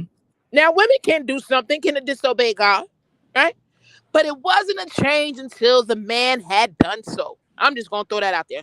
But okay. Mm. And if you also look at that story, we were both issued our own punishments. Mm-hmm. That goes back to what Kurt said. until you, the individual, decides to change, whether it be change and go on your own, change against the word of God, change against whatever, there won't be no change until you do that against whatever law that has already been set, whatever it is, good, bad, or indifferent. And until you, the individual, decide to say, hey, I don't want to do that, I don't want to listen, you're going to still get your own punishment. Mhm. But the significant thing is about when the man breaks the law, it changes the world. And we don't even look at it, because when you sleep with me and you know you didn't marry me, you wonder where all this discourse come from and having all these kids and single parent women. You don't even notice how powerful you touching that tree, Adam, which I feel like is not making sure that you do the proper steps to build a family, Adam. You change the entire world from that day forward. Don't even know it. Don't even know how powerful you are, because we still thinking that we're not Adam and Eve. I am Eve. I did touch it, and I did talk him to touching it, which is a part of the curse, I believe. When Mhm. he gave in to her, I believe that's what helps lead to the weakness of men for women. Like, honestly, Wow. Wow. you understand what I'm saying? So now here we are. Jesus had to die for all that. Listen, y'all all mixed up. Get out of here. Nah. Mix all that up. Now you Hey, operate Toya. up under me. Hey, Toya. Huh? Do you think God made Eve too fine? Well, I don't think Adam even noticed she was fine until the apple was ate. Yeah, he of course. Can you, if we was made in his image, I believe that God is a fine little something in the spirit. So yeah, I can just imagine he Mm. making Eve perfect, Coke bottle perfect, and he Mm. making Adam perfect, Anaconda perfect. Just saying. Oh, Jesus. But you didn't look at it like that, because that world had not been there yet. Mm-hmm. That world had not been introduced to you yet, like a fresh baby. I believe they had telekinesis. I believe they did miraculous, wondrous things that all of our humans are created with. We just can't tap into no more because you outside the garden. Mm-hmm. So yeah, I do believe she was fine, he was fine, but that didn't even matter to them, because they had a different kind of love. They had a different kind of clean pureness about them, to where sex probably wasn't even an issue, honey. They probably was like gremlins. You throw a little water on her and poop, poop, poop, poop, poop. Mm. There you go. But then the change came, and the change has affected us forever. And I feel like if we keep walking around here not recognizing that you are the Adam and you are a Eve, Mm-hmm. Mm-hmm. and anytime that you go against what God say don't do, you are now going to change your generations for your kids, and your kids. And we don't fall back on that. We stay getting trapped up into whose problem it was, like what Kurt said. Oh, it's Mhm. the man. No, I have to take responsibility for myself. I think I told you a story where God checked me. Well, Toya, don't get mad at me. You ain't married, honey. You don't want to cook, you don't want to clean, and you want to tell a nigga how to choose. Excuse my language. Mm-hmm. Mm-hmm. Straight Wow. like that. And I had to decide, do I want to make adjustments? But it took for God to do that. There was no man that could walk this earth to do that to me, to inspire me, to want to change, to want to be a different person, to want to be a wife, to want to be like, oh, you right, Lord. You understand what I'm saying? So change is between you and God. But what we must remember with the power that he gave us, it don't matter if your name Adam, Eve, or Steve, or Lou. It don't matter. If he tell you not to touch something, or he tell you not to do it, and you do it anyway, it don't matter who you blame it on. You are now changing the future of the world from here on out. 10,000 things. Go. It's called disobedience. It's called That part. disobedience. Yeah, absolutely. Cassandra, good morning, young lady. How you doing this morning? Good morning. Okay, we got something fancy going on back there. We got to figure out what that is. We'll figure it out. Cassandra, we're talking about change and making a change. If a person come along and meet a 25, 26-year-old Cassandra, and they say, listen here, woman. Now, I've been watching you, and you're doing very well. But if I could get you to make these couple of subtle adjustments in how you approach different things, it'll take us and our relationship and everything else that we're doing to a totally different level. Just a few little subtle adjustments I need you to make. Cassandra, do you make those adjustments? Do you listen? What do you do? Wait a minute now. You said 25-year-old me? Yes, 25, 26-year-old Cassandra. Still full of fire. Uh-huh. Wow. Ready to fight and do everything. That Cassandra. That Cassandra right there. Mm-hmm. And this guy come along. Y'all in a relationship now. Y'all in a relationship. He said, listen, Mm-hmm. he said, I've been watching you for a while. And I've been watching how you move and how you do certain things. And you're okay. But if I could get you to make these few little adjustments right here, it'll take our relationship and everything that we're trying to do to a totally different level. I just need you to make those little subtle adjustments. Are you willing to do that? Would you have been willing to do that? If the adjustments were reasonable and they made sense, of course. Why wouldn't you change if something is going to better you? Maybe I'm not getting it. Because why would you not make changes that would better you and your relationship? Would I presume somebody that you care about, love? Let me ask you this. What if they thought they would make you better, but you didn't see it the same way? Would you give it a grace period and change it just for a grace period to try it? Or would you say, well, that's not really who I am, or I don't operate like that, or whatever the case? How would you handle that if you didn't see it as being a good adjustment? Go ahead. If you didn't see it as being a good adjustment, how would you handle it? Okay, well, I mean, I would have to see it as being something positive. I don't, like I said, maybe I'm misunderstanding, but anything that would better me and better our relationship, why would I not be open to that? If it is something reasonable and within my power to do, there's no reason I would not do it. Okay. That I can think of. Okay, that's good, because a lot of time in the conversation, a lot of time, folks will say, no, I wouldn't do it, because what gives you the right to change me? I'm who I am, and that's who I am, and that's who I've always been. So who are you to come into my life? And now that I'm 25 years old, been living all these years, 25, 26 years old, been living all these years without you. Now here you come, want to change who I am that I've been for 25, 26 years. That's the stake, the stand that some people take on it. Well, I don't know. I don't know. I mean, change is sometimes good. Like I said, if it's something that's positive and something within my power to do, I don't understand why anyone. I mean, even if I'm resistant to it a little bit, if I know that it's the truth, if it's something that would really help me, why would I not be open to it? That would make there is a problem with me if I'm not open to doing something that would be positive in my life. I don't. Okay. I understand exactly what you're saying. Ryan, talk to me, brother. You caught me with chips in my mouth. Stop eating, man. Stop eating, man. But been here all day. I gotta eat something. And I saw that big fire in the factory y'all had up there in Detroit, man. What's going on with that, man? In the that was I don't know. It's still blowing up right now. It's still burning out. Good Lord. There's having explosions this morning. Wow. One of my driver's daughters decided she was going to record that while she was driving by, right? What she hit? He texted her back and said, "Are you crazy? You better get in the house and get in the basement," because there's like maybe a half mile from her house. Wow. So sad story. She did that.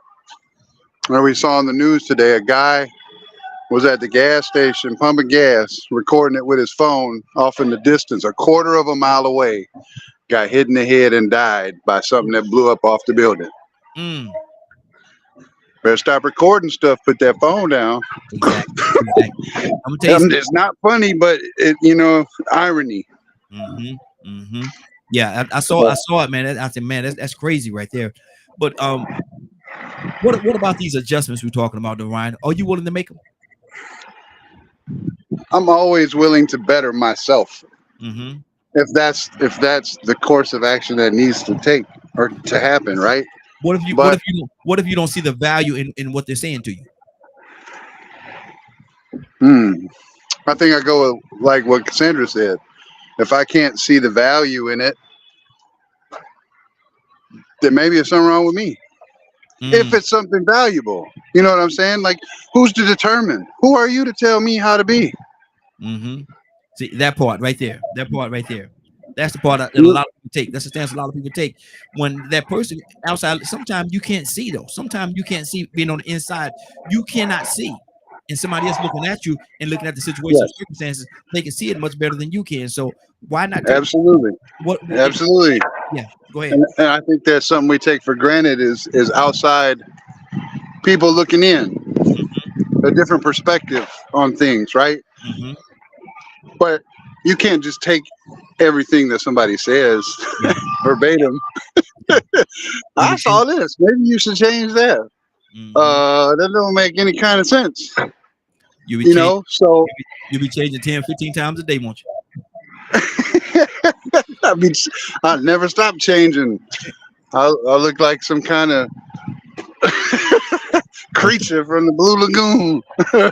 But it's one of those things, like I said earlier, it's a conversation that you can have. You don't have to adopt those practices, but you should have the conversation and at least listen. Yeah, yeah. Because if somebody's bringing something to your attention, like you said, it may not be something that you see. Mm-hmm. So it's probably a good idea just to at least hear them out. Think about it. Now, Ryan, she look at you say, now look at here, Ryan. Man, we be going to these business meetings and stuff like that, man. You be with some very influential people, man. I need you to make one change when you go to these meetings, though. And you're like, okay, what is it? Man, you need to stop eating with your mouth open, man. Stop chewing with your mouth open. No, I'm not doing that. I need people to see that I'm enjoying this food and see me eat it. I want you to see the mixture, how I combine all this stuff together. Yeah. It just that sound. It's not nasty. It's tasteful. Wow. Tucson, talk to me, brother.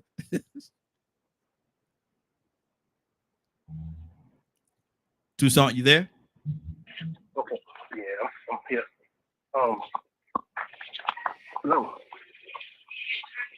Okay, I'm double tasking. Yeah. Okay. So let me say it like this. You got some fuzz in the back of your head. Mm-hmm. Say that one more time. I think that's a silly comment. Okay, I missed what you said. Say it again. You got some what now? Fuzz in the back of your head. Lord Jesus. And you tell me I'm tripping. Mm-hmm. Well, I can see it better than you can. Mm-hmm. Mm-hmm. That's kind of silly, right? A lot of times people say something to you, been saying something to you for years, and because the way you're stuck in the way that you are, you just won't change it. Mm-hmm. You just won't. Mm-hmm. Because you like being the way that you are. Yeah. Yeah. And sometimes I'm careful about how I say this, and sometimes in our desire to be in a good, wholesome relationship, we find ourselves alone because we just don't want to listen. Yep, exactly. Don't want to listen. Hard because somebody says it's something, and you say no. Mm-hmm. I'm not. I'm this. Mm-hmm. Well, everybody can't be wrong. Yeah. Because the proof is in the pudding. Mm-hmm. That's you right. keep getting either in disastrous relationships or none at all. Mm-hmm. How you like that? How you like them apples? Good deal. Good deal. So in order for you to have some sort of change, you got to listen to somebody. Mm-hmm. Everybody can't be wrong. Mm-hmm. All right, now this is Way Out Wednesday. Y'all ready to go way out? Are y'all ready? Because I think this topic gonna be a little sticky. I'm gonna start off with let me start off with Curtis. Curtis, you there? Yeah, I'm right here. It's not like that. I'm just What's up? asking a simple What's question. up? Asking a simple question, man. Should Nikki Haley, should she bow out? We just had Super Tuesday. Should she bow out? And what does it say to you that so many people are going the route that they're going? Well, I'll take the latter question first. Mm-hmm. What it says to me is that I need to strongly consider looking at some property somewhere else. Wow. Wow. As a man, I am charged to protect my household. I am Mm-hmm. charged to protect my livelihood, my household, and my children. Mm-hmm. And what I see is I see uh, the evolution of us returning back to Jim Crow. Mm. Wow. Wow, Curtis. That's what I see. Wow. Jim Crow, not 2.0, but Jim Crow 4.0. Mm. Because see, nobody, I don't want to say nobody, but here's how I view it from my lens. After the Civil Rights Act of 64, 65, I always get them confused. There's the Voters' Rights Act, there's the Civil Rights Act. One was in 64, one was in 65. Mm-hmm. After those acts, in so many words, Jim Crow ended, right? Mm-hmm. Then you had Jim Crow 1.0. That's when they started changing legislations that although the Civil Rights Act and the Voters' Rights Act gave you these rights momentarily, but what they did was they put stipulations on the rights through legislation. That was 1.0, right?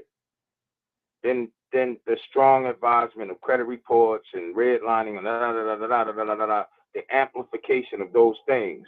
That was Jim Crow 2.0. Mm-hmm. Then the prison industrial complex came into play. That was Jim Crow 3.0. And Jim Crow 4.0 is that now what we're going to do is we're going to take away everything that established those rights that you people fought so hard for. To me, that's Jim Crow 4.0, right? So I'm seriously considering either dual citizenship or just leaving the country altogether, because whatever they got going on, I don't want to be a part of that. So does And if that you ask so me, so if so you let put me me ask in you a this, let me ask you position, this question, Curtis. If that be the case and you do that and you move and go to another country, are you in a roundabout way saying, okay, I get it, y'all win? no, I'm saying, okay, I get it, and I don't have to be a part of your foolishness. You know, I'm reminded of a scripture in the Bible when Jesus was teaching his disciples, and he talked about going into a town. I can't remember exactly where it's at in the Bible, but he talked about going into a town, and he taught them that, okay, look, don't feel disrespected. If the town people don't receive you, he said, wipe off your sandals and move on to the next town. Mm-hmm. Go on your way.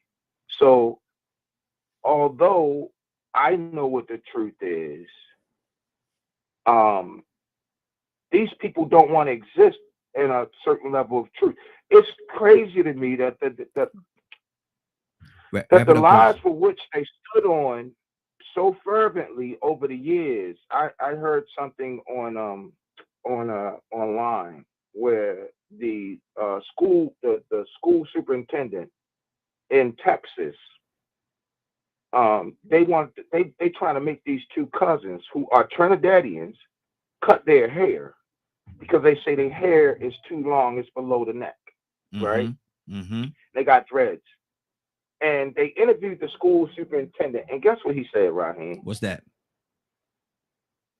His excuse for suspending these kids from school was, well, we have had this dress code for the last 90 years and have never had an issue. Well, 90 years ago, you didn't have black folk in your school. So you've been doing 90 years ago. That means you've been doing, it's not right because you've been doing it for 90 years. So that's where I'm at with it, man. Like this whole thing, and you know, I watched the Super Tuesday, And I watched it, and for the life of me, I've always thought that Americans were more able to recognize BS than most. Mm-hmm. But see, that's the thing. But A lot of people, and we got to move on to I somebody just, else. But one of the things about a lot of people, see, you got to understand, a lot of people don't believe that it's BS. You got a certain element that don't believe it's BS, because you may believe that it's BS, and a lot of people that think like you may believe that it's BS. There's an other side of the table that don't believe that it's BS at all. and I get that, and you are absolutely right. Here's what here's what makes me laugh deep down inside is the fact that I believe that it's BS is not nothing that I'm countering. Mm-hmm. This is what these are the things that I have heard these people say out of their mouths personally, like right there on camera. Mm-hmm. Look, let me just end it like this right here, right? Okay, let's just talk about rape. Let's just talk about rape for a minute. You're telling me that you're willing to follow a group of people where there is a large percentage of men who are making decisions who have been brought up on rape charges. Mm. And most of them are leaders of that specific party. You're telling me that I literally watched one of the biggest voices for a specific party say to another reporter that if 45 raped his two daughters, he would ask his two daughters, well, what was y'all wearing? Wow. Are you kidding me? Wow. Is that the society we want? Is that what we want to live in? So what was your first question? Because that was the easy one. Okay, hold on. We got to come. We got to come back to you. I got to come back to you. I got to move on and keep it moving. But let me go to Cassandra. Cassandra, you there? Yes. Should Nikki Haley, should she bow out? Because I'm looking at the numbers. I'm looking at the numbers, and right now Trump is at 995. He has 995 of the delegates, and he need 12, 15 of the delegates to move on to be the nominee. With her, and she only has 89 delegates right now. Should she bow out? And what does the way that people are going in this particular, the voice that the people are saying in this particular race, what does that say to you? That there's some sick people in this country. Wow. We just, I know it's some sick people here. Mm-hmm. Because you have a man, I don't care. I mean, like when it comes to him, what's his name? 45 or whatever his name is. When it comes to him, Donald Trump, there is whatever. Mm-hmm. When it comes to him, there is, I've said it and I'll say it again.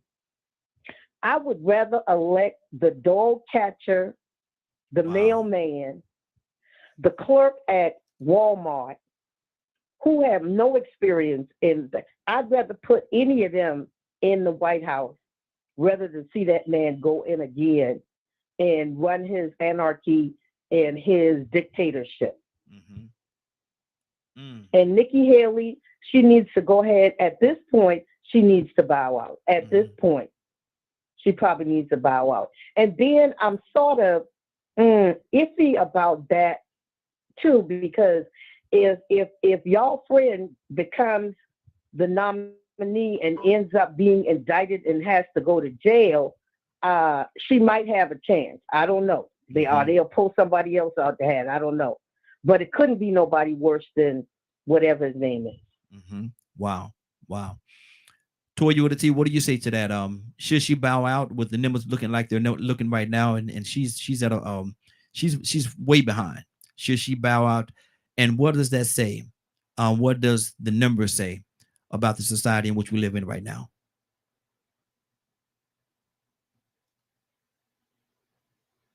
Toya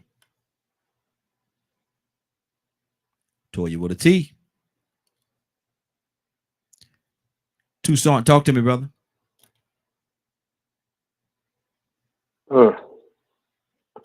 Yeah, this society has had us in trouble. Mm-hmm. It's kind of like we need an ark. 8 people need an ark. Mm-hmm. Mm-hmm. That's what we. That's what better get ready for. But see, Because I'm confused. mm-hmm. If we are at the point, and people evidently are very strong about this.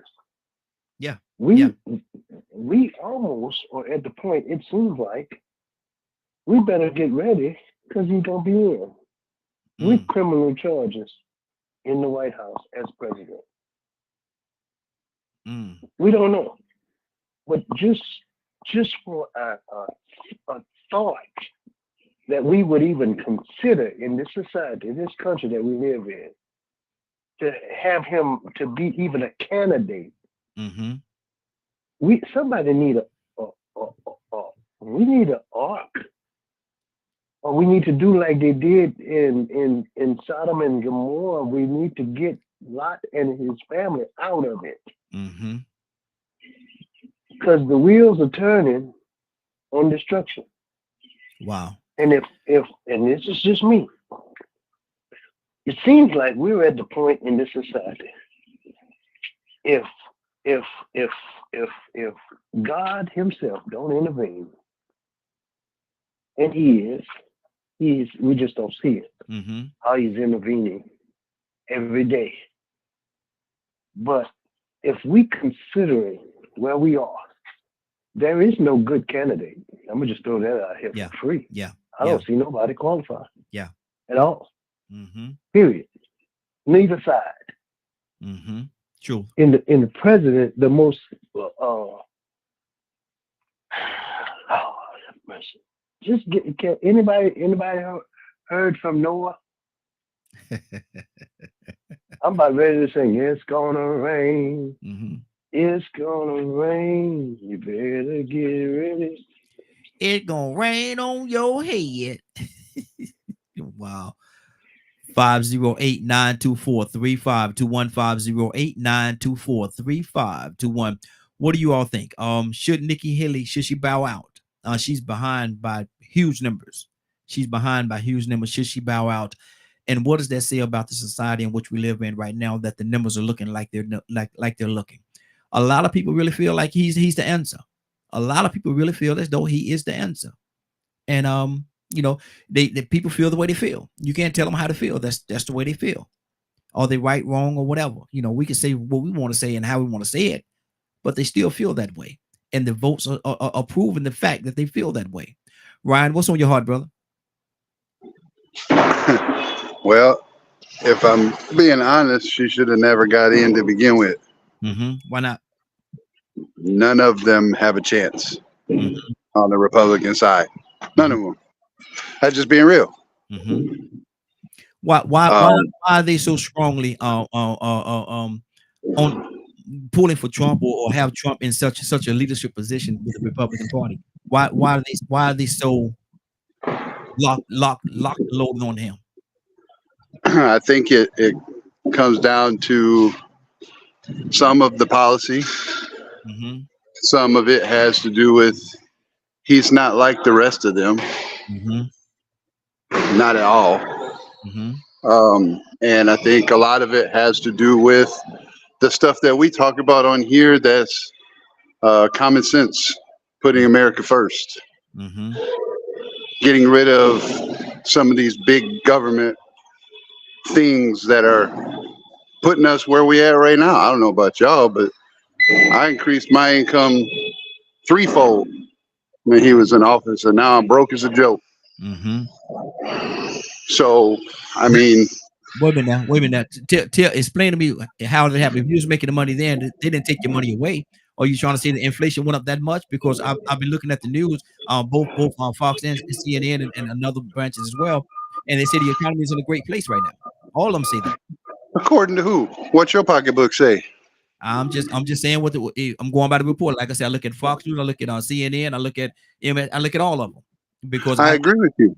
And so my thing is, all of them are saying the same thing, that the economy is in a great place. The Dow Jones, they say is the best it's been in so many years, that it's crazy right now how the Dow is looking. And so and to say that you made more money, or you was in a better financial situation during his administration than you are right now, I'm trying to understand that. I'm trying to understand that too.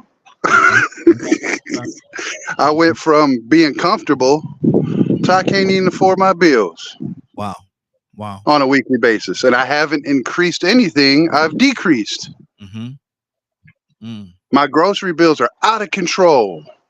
Mm-hmm. $200 for some chicken and some vegetables. Mm-hmm. Out of control. And it's not just me. Mm-hmm. Every person that work in this facility right here feeling the pinch. Okay. Can't pay their bills. They going home early because we ain't getting no orders. Mm-hmm. We ain't getting no truckloads in. Our truckloads have gone from 3,000 inbound a day to barely 1,000. Now, and so you're saying that that's because of the administration that Trump had in comparison to the administration that I Biden has? can't say that. Mm-hmm. I can't say that. Mm-hmm. But all I can see is what I see. Mm-hmm. Mm. Okay. That's all I'm saying. That's all I can see, right? Is people in here complaining about what happened to the money. Where did it go? Mm-hmm.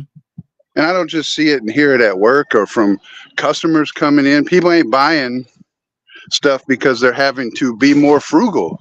Mm-hmm. Man, I gotta pay these bills and get these groceries. These tires are gonna have to wait. Mm-hmm. I hear that every day out of my customers. Mm-hmm. It's crazy. Gotcha. I don't know where the fault is. I can't point a finger. I'm not some big wig analyst. Yeah. I just know what I see. Mm-hmm. I know when the change happened. Okay. Toy, you want to tell you back with us? Toy, you want to tell you back? Cassandra, talk to me. What do you say it is? And Ryan is telling you about his experience. Can't nobody say his experience. He knows his experience better than we do. So would you equate that to the administration, or how are you hearing what Ryan is saying, Cassandra? Cassandra? I'm here. Okay. Well, okay. So we had let me just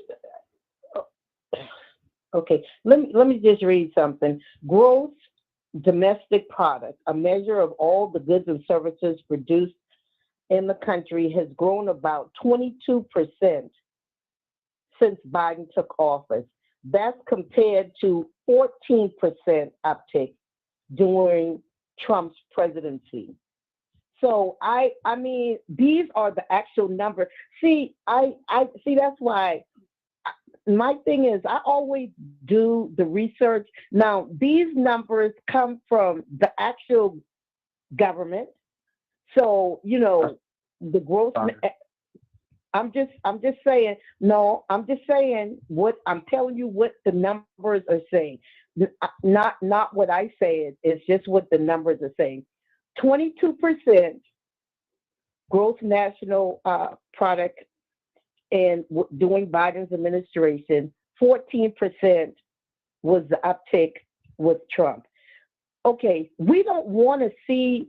If we feel a certain way sometimes, even if there is a shift that we knew had to come, and we deal with very intelligent people on this show. I mean, I feel like the people on our show are some of the brightest people you'll ever get to meet. Mm-hmm. Mm-hmm. When you have people that can actually look at numbers, and they know that when you come in history, anytime the world has come out of a pandemic, anytime, you can go back and check as far back as pandemics came, there was a huge adjustment that had to be made to bring the countries around the world back into place. Mm-hmm. You have a pandemic that around the world, affected around the world people, including this country heavily. And you expected this. I'm just talking about just normal people. You won't even have to be real smart. You expected for a man to come in and with all of the damage that was done to make everything good even in a 4-year period. That means that somebody is missing something. You're not thinking clearly. You just see the struggle, but you have to have the struggle in order to get back to where and move forward from where you were. Pandemics change worlds. They change entire societies. How is it that you would believe that when we have gone through something that traumatic, emotionally, financially, physically on people, that you are going to get anybody to come in and change everything within a 3 or 4 year period, something that literally affected the world? I never would think like that, because rationally, I know that was not going to happen. When Biden came in, I knew that it was going to be an uphill struggle. There is no way things were going to come together in a short period of time. 4 years, even 4 years is a short period of time to come back from an international pandemic. Come on now. Wow. This ain't even rocket science. This is elementary school stuff. Somebody was just saying something while she was talking. Who was that? Okay. Kurt, what's on your heart, brother? Me, right. Go ahead, It Kurt. was me, Raheem. What sis was reading she was reading the scores from the CBO, the Central Budgeting Office, which is a non-biased, non-party affiliated government organization that they basically monitor like the economy, the inflation, They monitor all of that stuff. I'll just say this. Ryan be on his stuff. He be up on his square. But my brother, please stop using them talking points, because products was expensive way before Joe Biden got in office. Chicken wings were expensive way before Joe Biden got in office. I think sometimes we choose a target to point at and blame without looking at the overall process of what's going on. These companies are gouging. So if you want to say anything, the greatest thing that I think we could do is to start speaking against these companies that are gouging prices. They are gouging, without a doubt. They are cashing in on the hardships and the struggle that Americans is going through in the midst of this change that Cassandra is talking about. That has nothing to do with the president. If Trump, never mind. I'm gonna land right there because I'm taking somebody else's time. Good deal. Good deal. Ryan? I mean, I hear what they're saying, but this is the same argument every 4 to 8 years. The same, pandemic or not. I'm not pointing the finger at Joe Biden. I never said it was his fault. But if you want to point the finger at companies, that's a valid choice, Curtis. But who do these companies have in their pocket? Who they lobby for? Who lets them get away with this crazy, insane pricing? Yeah, food costs been high, but I can remember last year alone, I could go to a grocery store, get a pack of 7 chicken breasts for $10 to $12. Now they're asking like 16 to 17. Wendy's talking about during lunchtime, they're going to have to inflate their prices on people when they come to order at lunchtime. Like, where is all this madness coming from? You know, it's not a president because they're all puppets. So we can't point fingers at presidents, but we can point fingers at them people that's still sitting in them seats for 60, 70 years and they left because they're the ones who take all these lobbyists in. I think that we get off on the wrong foot when we want to point fingers at the person sitting in the chair. But that's what happens, right? Because just like at a business, the CEO always going to take the heat because they're the figurehead. They're the person up front. Mm-hmm. But it's the people under him making those decisions, and then they come across the desk later on that get them in trouble, right? Mm-hmm. So I don't know. I don't know what the answer is. I wish I knew, but I know I'm tired of being broke. Wow. Good deal. Good deal. We're gonna keep this thing going. Y'all doing real good with the time, and I got my timer on right now. Y'all doing real good with the time, so I definitely appreciate that. Let me go to Joseph. Joseph, good morning, sir. How you doing this morning? Good morning, Morning Glow family. Y'all fired up, man. Yes, sir. Yes, sir. And y'all talking about the right stuff too. Well, I want to hear. Everybody's on point, huh? Mm-hmm. I want to hear what you think about Trump right now, man. He has a huge lead. He has 995 delegates. He need 1,215 to be the nominee. Should Nikki Haley, should she bow out right now? And what does this say? What is this saying to you that the vote is going the way that it's going in this day and time?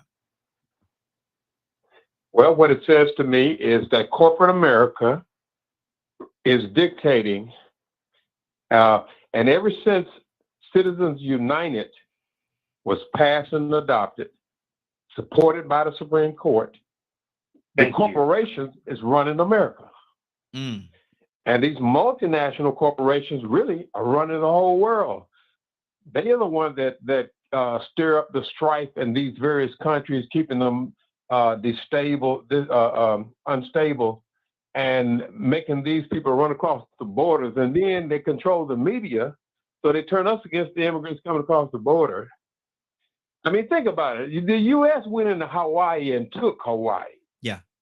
How the hell do we have room to complain about immigrants? Mm-hmm. We took Guam. Amen. Went into Amen. the Philippines. See, the dumbed down masses in America, and we're dumbed down because our education system is ran by corporate America. They just want us to be smart enough to go to Burger King and all these places and work and keep our mouths shut. Don't look under the covers. Mm-hmm. The fact of the matter is the corporation control our military. The military works for them. So if something don't go right in another country and it's not conducive for business as far as they're concerned, what happens? We send our soldiers over there. We over in Africa right now to make sure these corporations get what they want. We assassinate leaders. We assassinate leaders here in this country and in other countries. We do that. We do that on a regular too. Mm-hmm. So Citizens United should be gone, but the dumbed down masses, especially those MAGA people who think that everything is going to hurt black folks in this country, they're afraid of us, or they're fearful of the marginalized people. Mm-hmm. So they vote against their own interests. Trump don't care no more about them than he do us. Wow. So this is where we are. Mm-hmm. And I'm glad y'all talking about it, boy, because corporate America is pushing it back against Biden because he wants banks to stop all these astronomical fees for credit card fees. Mm-hmm. And now they're going to push back. They want to go to court now. The corporate America is out of control. We should start boycotting these places. Mm-hmm. Home Depot, Walmart, all of them. Mm-hmm. Shut it down. Mm-hmm. Shut it down. We should shut it down. I tell you what, man, I don't mind eating just peanut butter crackers, something, you know. I mean, hey, I'll walk for a while. I don't even want to buy no gas. Yeah, exactly. Shut it down. Bob, we play in the hand. We play in the hands of them, and they sit there pissing on us. How you gonna pay $1,800 a month for rent when you work at Walmart? Mm. All right, how you gonna do it? Mm-hmm. Wow. Stay right there, brother. Can't do it. Stay right there. Don't you go nowhere, man. Your 3 minutes is up. I got to keep this thing rotating. Don't go nowhere. Stay right there. I'm coming back to you. Toy, you want to tell? I see you on the phone line now, sis. You there? Yeah, I'm here. Dang, I didn't have y'all on mute. I'm sorry. Okay, good deal, good deal. We're talking about the debate that's going on right now. Super Tuesday was yesterday. Now Trump, he's to the point where he have 995 delegates. He need 1,215. Should Nikki Haley, who has 89, she only have 89, got a long way to go. Should she bow out right now? And what does that say to you? The way that the election is going right now about the people of the United States of America. Well, we already know that ever since COVID, we've changed with different people. We already know just the interaction with different people. One thing I don't do is give up. I can be the underdog, but at the end of the day, God do what He wants. Hey, Toya, you're a little bit low. You're a little bit low, Toya. Okay, back on speaker. So God do what He want to do. So don't give up. Mm-hmm. Don't bow out gracefully. Lose. It's all right to lose. Mm-hmm. There's nothing wrong with losing. Yeah. Okay. But don't give up because God can do what He want to do. If He could split a seat, He could sure give enough delegates at the end of the day. So I would not give up if it were me. Mm-hmm. Right? Yeah. We know the state of America. We know the mentality of America, and we know that before Donald Trump had his last election, he would have won. We know that. Mm-hmm. We know that a lot of people were supporting him and his ideas. You know, so to see him at this point, especially after what we just experienced these last 4 years, I'm not going to be surprised if they let him back in again. Mm-hmm. I'm not going to be surprised if the people who utilize their abilities to make these choices and decisions use their power to get him back in. Because if the majority agrees and a majority uses their power, then the majority is going to win. That's just simple mathematics. Okay. And for those of us who feel like we are going to bow out gracefully out of the political arena, for those of us who feel like we don't trust in that system, for those of us who feel like, you know, that's not nothing that we want to do, we have to understand that we're now forfeiting the power to those people who actually operate in that system that run America. Mm-hmm. You understand what I'm saying? So even if we bow out gracefully as constituents and do not support the proper people because we don't have faith in them, that still kind of leaves it uneven for the candidate that we know we say we don't Mm-hmm. want. You know what I mean? So at the end of the day, the same way Trump still got heart and he keep coming back, the demons, they got heart, they keep coming back. If you for God, why you gonna quit? Mm-hmm. Come on. That's what I want to know. Mm-hmm. That's good. If you say you serve God and you know the demons are full time at work trying to assume every position, why would you quit? I don't care if you got 12 votes. Mm-hmm. Do not quit, because when it comes to God being on your side, sometimes He wants you to keep going so they can know it was Him and not you. Mm-hmm. That's right. Come on. Sometimes He wants you to win. You remember that? You remember that story? Slow and steady wins the race, and the rabbit is running, and he wasted time, and the turtle wound up running because he just stayed focused. Mm-hmm. He was slow, but he still won the race. You understand what I'm saying? Mm-hmm. So little stories like that along the way, little snippets of taking down giants. That's another uneven battle right there. Slingshotting rocks with a giant. All these people don't want to do it, but he still won.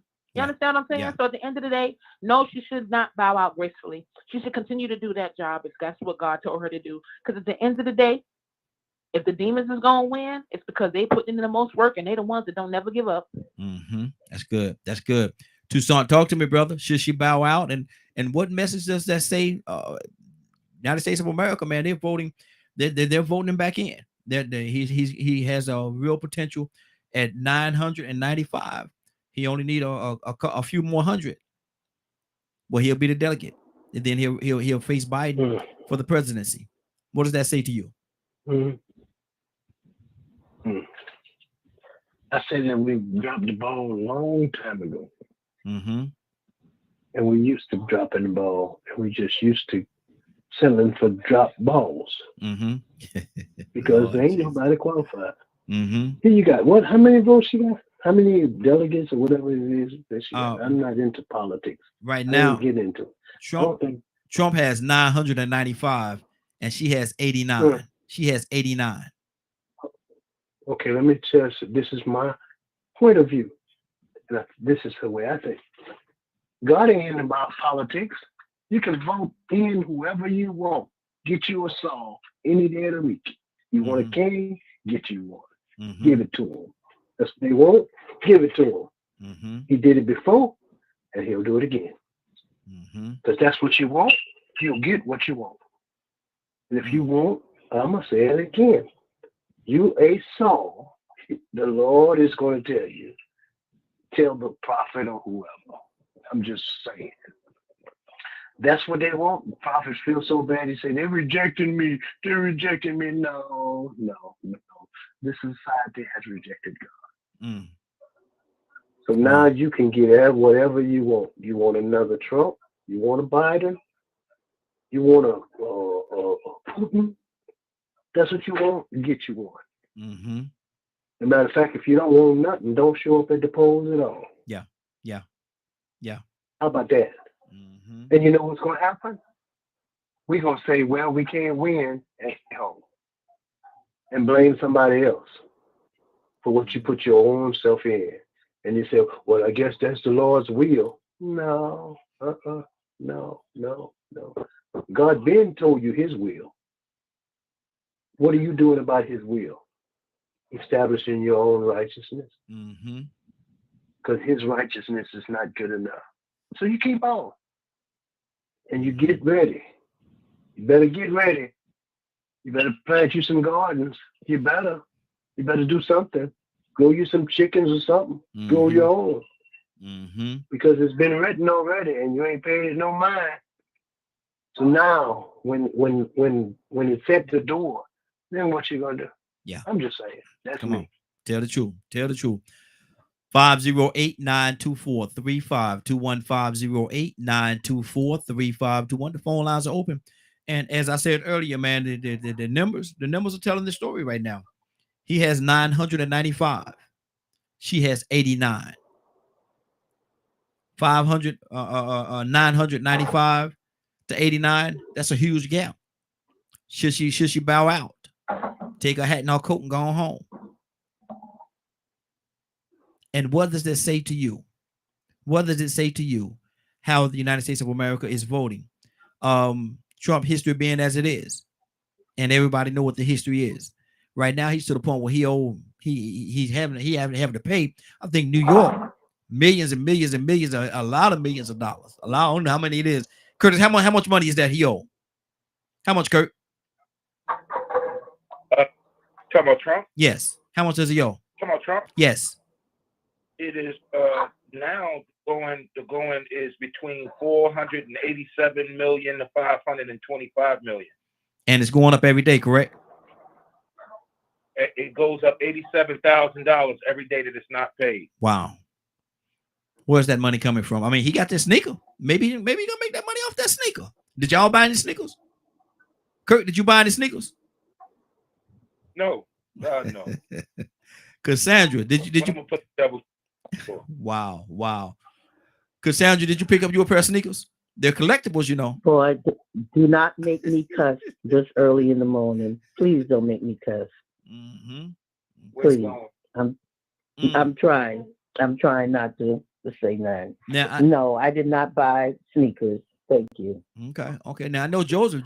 He's the kind of guy that like to support people. Joseph, did you pick up a pair of sneakers? Which fool? You check me into an insane asylum if I buy them. Lord Jesus. Ryan, come on, Ryan. I know you picked up a pair of sneakers now. Me? I can't afford no sneakers right now. Wow. Come on now. I listen. That man can make whatever he wants to make, but I ain't putting no gold shoes on my feet. Well, I look like Hermes. Exactly. I know. Look here. I saved this fella for last because I know he got a pair. Mr. Spider-Man, Toussaint. Did you get your sneakers, brother? Help him out. Well, you almost made me say something real ugly. Because these are ugly shoes I ain't saying. Come on now. It's not I know it's way I wears it. It's way I wears it. Now, you might not never hear me say this again. Mm-hmm. But I'm going to go ahead and say this way I wear it. Come on. I wish a Negro would. I was going to say this. You got to tell me some of them things. Wow. Now I know I did this purposely. I kept, because this young lady here, she from New York, and in New York, they love their sneakers, man. They love them kicks, man. So Toya with a T, I know I know, sis. You went out there and bought you a pair of sneakers, didn't you? You know I got a pair. They coming in the mail today. Oh Lord. They come. They, Amazon. Oh Lord, Toya. I will No. Oh, my bad. Y'all. No, Toya. I got it. They coming today. They were only 217. There's only 217. Now y'all know me. Y'all know I ain't spend no $217 on no doggone sneakers. Y'all know I'm just playing. I didn't want to be the eyeball out. I like them. I don't like them that damn much to go buy a shoe. Now I don't like them because he want us to keep our pistols. I want to keep my pistols too. He want them to keep theirs. I won't keep mine. Because they shoot, I'm gonna shoot back. Yeah. I got my reasons on why I like Trump. But I don't like him enough to buy no shoes. Exactly. Now, if he gonna go on and get in the office and run them checks again so we can go ahead and afford to live, let's do it.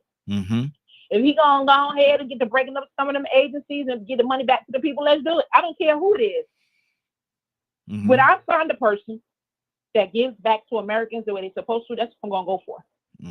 So, as far as I'm concerned, long as he get back in there and he makes sure that we got a livable wage, and he makes sure these corporations stop gouging us, I mean, that's the contender that I'm going for. Right? I don't care if you make shoes, dresses, hats, nails. It don't make no difference. When it comes to being the president of the United States, I'm looking for the person to do their job. And part of your job is to make sure that you take care of, protect, and build up America. If you're not doing that, if you're a swindler, and you're trying to keep us down, I'm not going to like you no matter who you are, Democrat, black, white, Asian, it doesn't matter. I'm looking for the person who's going to appeal to me by making sure that I can pay for that $1,800 a month rent. And it can't be off of $725. You understand what I'm saying? So whatever you need to do to gain the vote, hey, that's on you. People do it all the time when it comes to marketing. I don't have nothing to do with that, but I will not be voting for the person who is against America. I'm going to vote for the one who understands that we're not in a livable wage, who understands that they're price gouging us when it comes to us having a living, that understands that these companies are buying up houses so we don't have first-time homeowners anymore because you got corporations buying housing and skyrocketing the prices. That's the contender I'm going to vote for, regardless of whose shoes I buy. Wow. 508-924-3521. You may feel the same way. Give us a call. Let's hear from you. 508-924-3521. Joseph, talk to me, brother.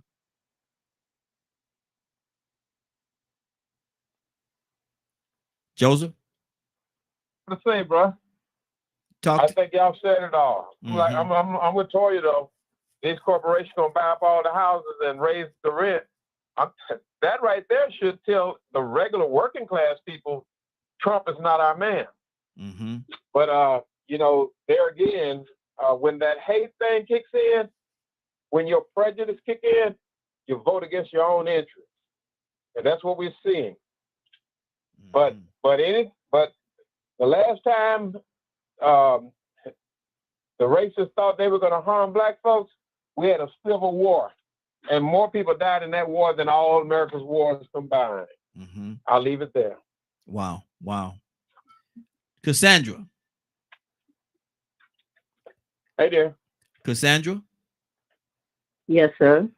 Way Out Wednesday. What you want to talk about?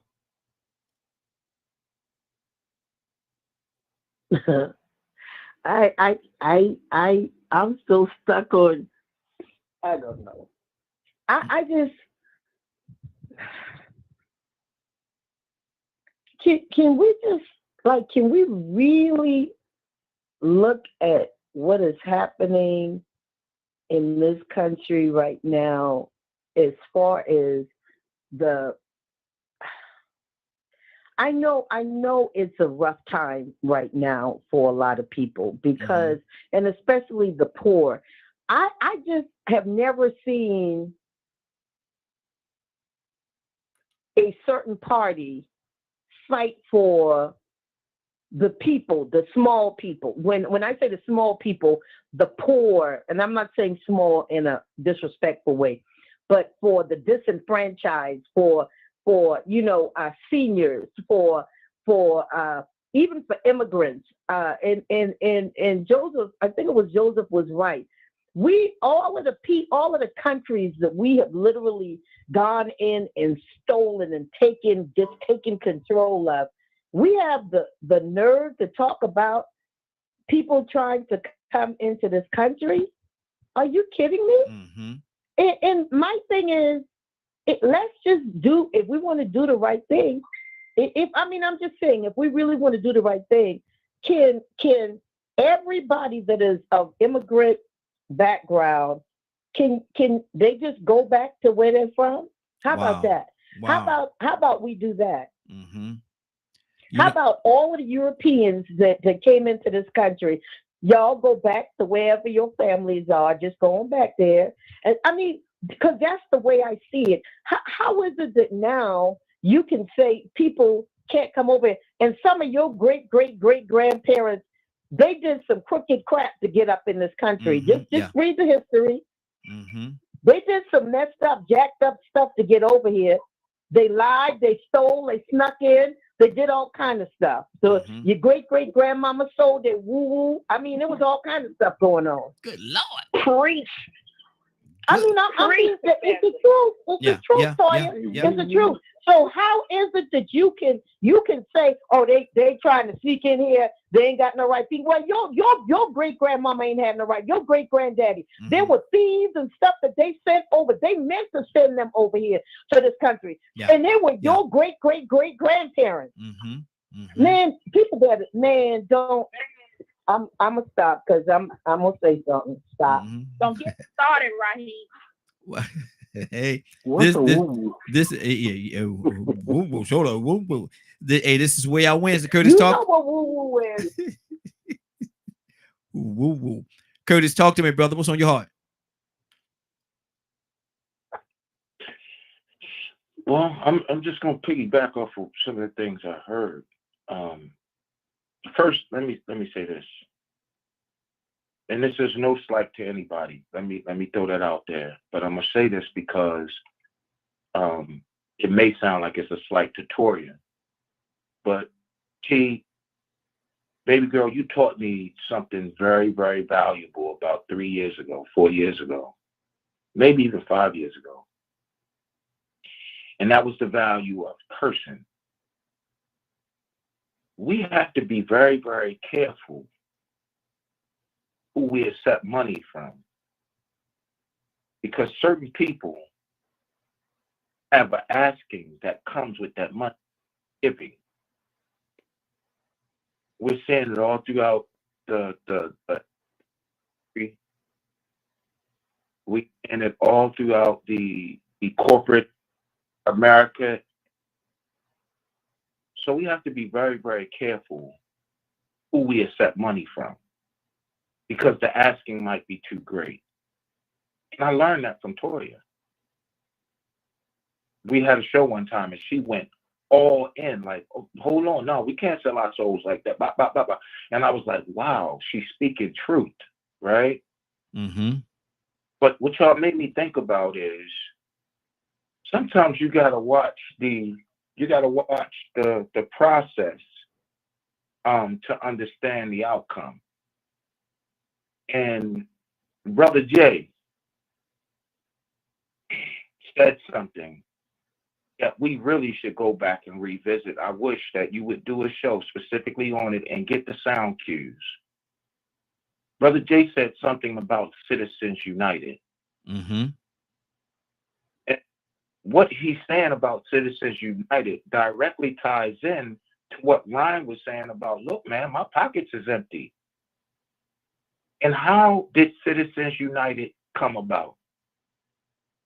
The thought was, and I'll school the people. This is from my own personal opinion. And yes, y'all, I worked the president. I worked for what was supposed to be the president of America, of these United States.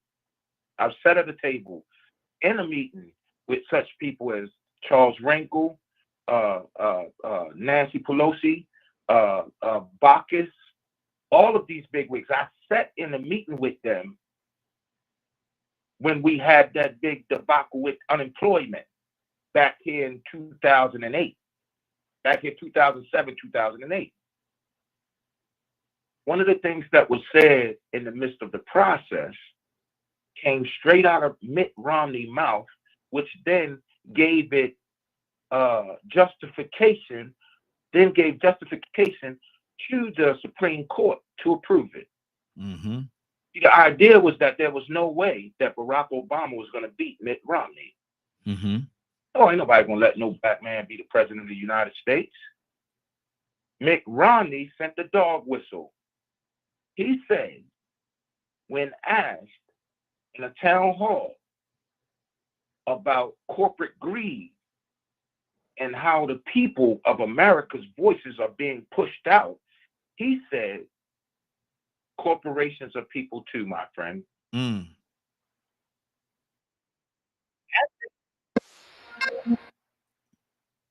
Sorry the time caught me, but after he said that, he lost an election, and immediately after he lost that election, one of the first cases that the Supreme Court heard and ruled on was Citizens United. Mm-hmm. You gotta understand how the process, how people will move on an idea as a result of the process thereof and what's said and done during that process. Mm-hmm. So Brother Jay was absolutely right. The biggest problem that we're having right now in terms of inflation, in terms of greed, in terms of us losing money out of our pockets, be it food, insurance, cars, gas, all of that is a direct correlation to Citizens United. Mm-hmm. That's all I'm going to say. Good deal. Good deal. Let me go back to Tucson. Tucson, what's on your heart, brother? Well, I'm just gonna stand my ground and say we're in trouble. I mean, and see, corporations do some things. They pay people off to get their agenda across. Mm-hmm. And these lobbyists and officials that they put in the forefront. Why is it that okay, you're talking about two people of the same party, right? Yes. Well, the first thing about it is if you're not part of that party, you don't have a dog in the hunt. Mm-hmm. Because you ain't gonna vote for neither one of them anyway. Come on. So while that is going on, it seems like it would be sensible for you to get yourself together in what part you're going to play in the whole thing. Mm-hmm. And the first thing about it is, and the next thing is, are you planning on voting at all? Wow. You got to do something. Mm-hmm. Because some people sitting at their house complaining, and they say, "Well, I just ain't gonna vote." I ain't gonna get into that voting thing, man. I ain't got time for that. But I got no time for that. That's stupid. Wasting my time going. They're gonna win anyway. They're gonna do what they want. They're gonna do what they want anyway. Mm-hmm. I ain't understanding it. Yeah. Okay. So I'm just trying to buy him. No, I can't buy nothing in Atlanta. I can't tell you why. Mm-hmm. I ain't fooling with you. And it won't bother me. Mm-hmm. It won't bother me, but I just can't move to Atlanta.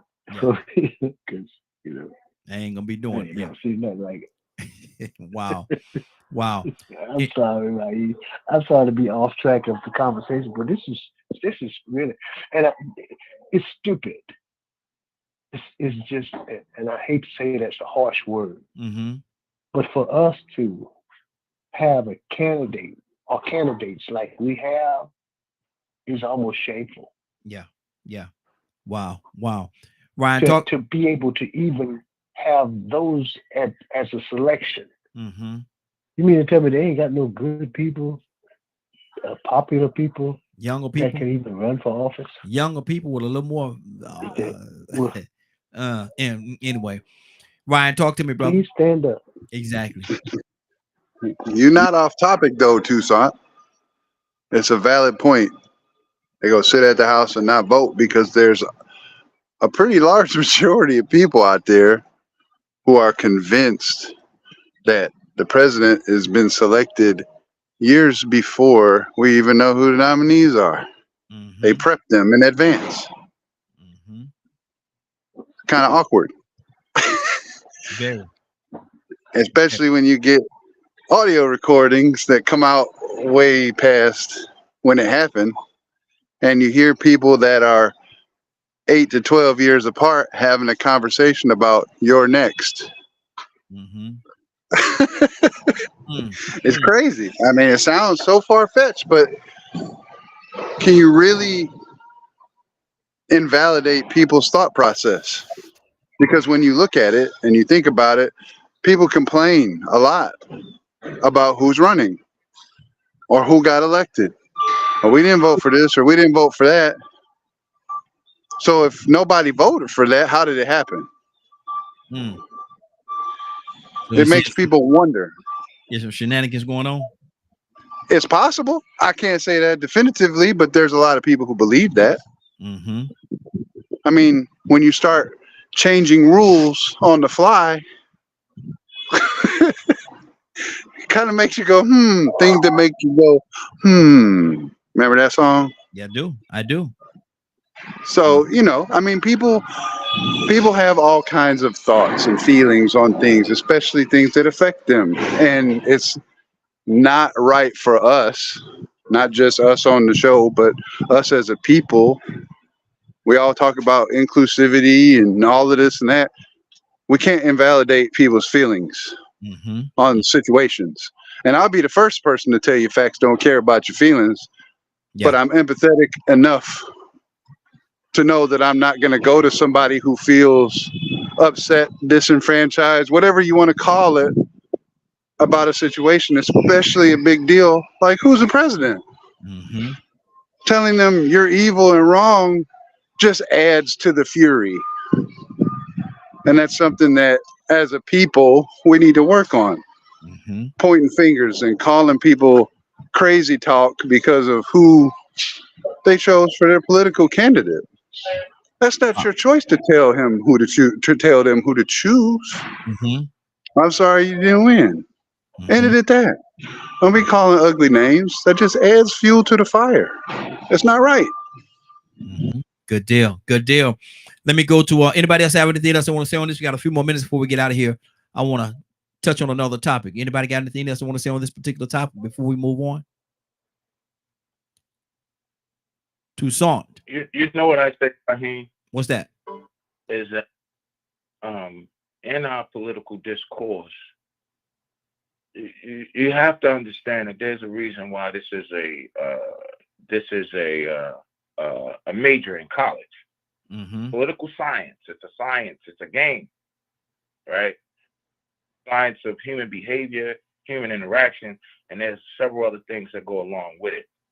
Structuring of society, social welfare policy and legislation. There's a whole science behind this thing. Mm-hmm. What I honestly believe is that you have those who believe in catering to the emotion. A part of the science teaches you about the emotions of voting, Mm-hmm. as opposed to the consciousness of voting. And I actually believe that from a win-lose perspective, there are those who will do and or say whatever they have to do and or say because they're in the game for the win. Mm-hmm. They're not in the game for the uplifting of a community or the uplifting of people. No, they're in the game specifically for the win. They get off on defeating the other person. Mm-hmm. So they'll go to all sorts of levels. So I think that what we have to do as a collective is to start to address those who look like they're rolling from the side of emotional politics, because they are poisoning the fabric of this country. Oh, you open the door for a lot right there, Curtis. I'm looking at the time, and I only got 9 minutes. Lord Jesus. We'll keep that thought. Write that down, Curtis. We're gonna talk about that in part tomorrow, because I want to tackle that. I want to tackle that, but I know at 9 minutes we don't have enough time. We don't have enough time. So write that down. Call in early tomorrow if you get an opportunity, and let's tackle that part of it as well. Toussaint, Way Out Wednesday, brother. What's on your heart? Okay, when y'all gonna get? When are we gonna get to what's true, what's real? We live in this figment of our imaginations, and we think that everybody they gotta go along to get along. When we gonna get it right, man? Come on, talk to me. That's what's on my heart. When we gonna get it right? When are we gonna get it? Cassandra, when are we gonna get it right? We not, obviously. I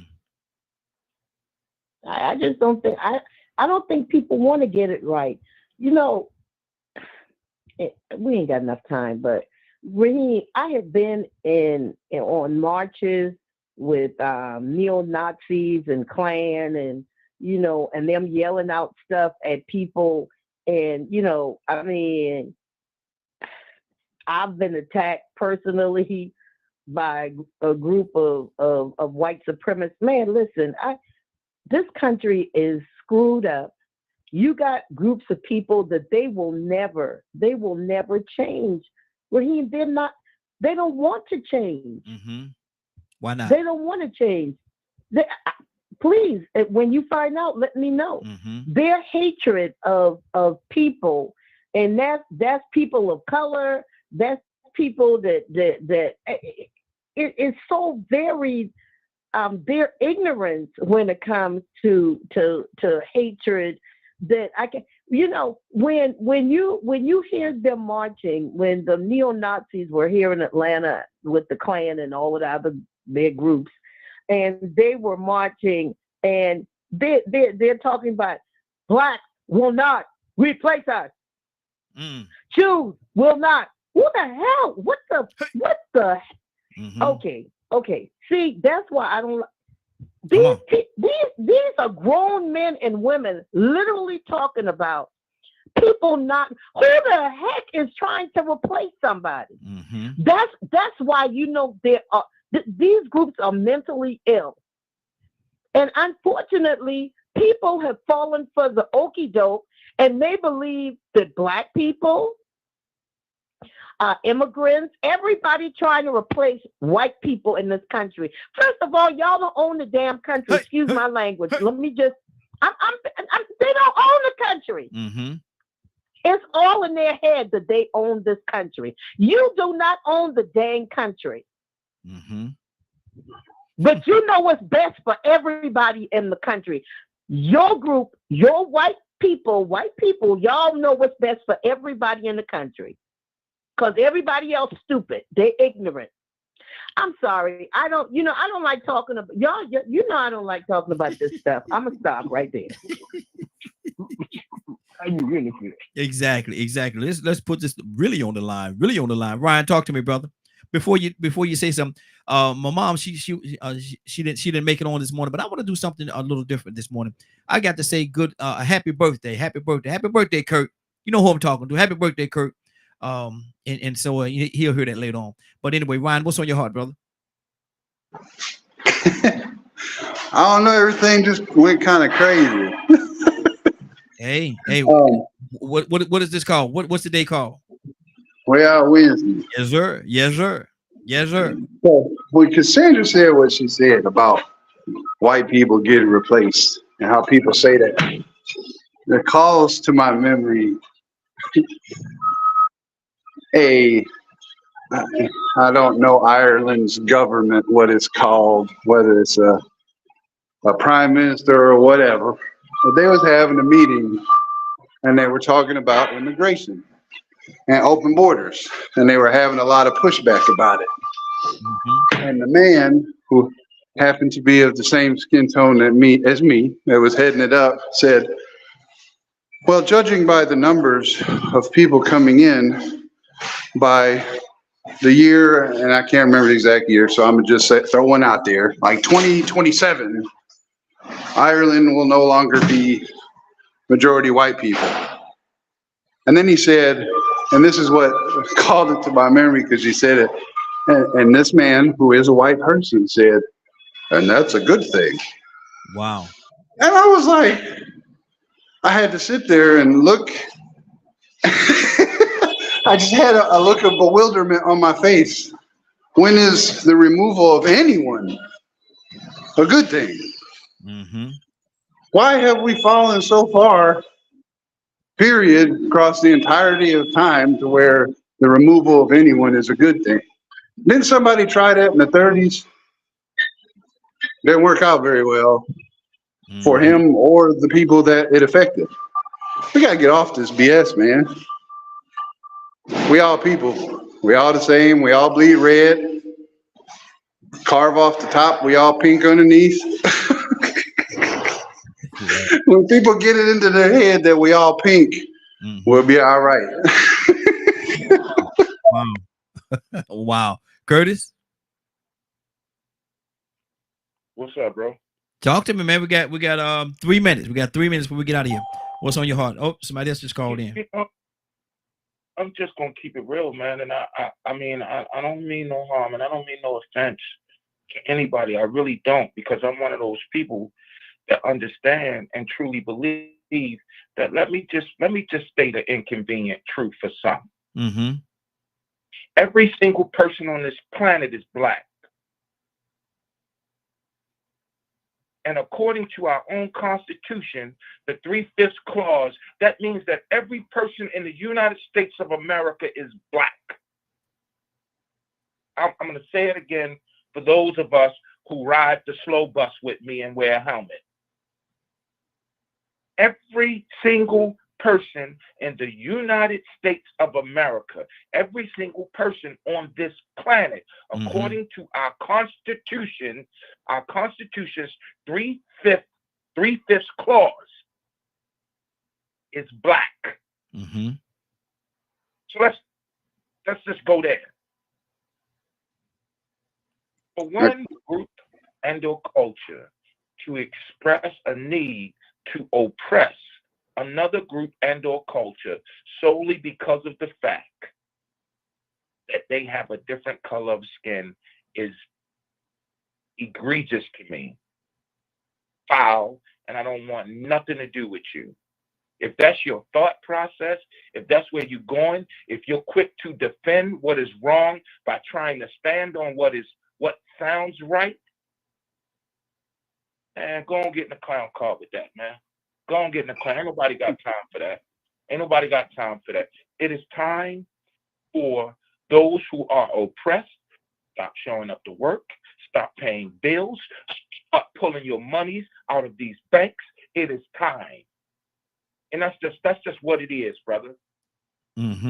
Okay. And that applies to black, white, and white. Mm-hmm. Okay. If you poor, you poor. You ain't got nothing no more than what we got. And if you read the Willie Lynch letter, he told you the design.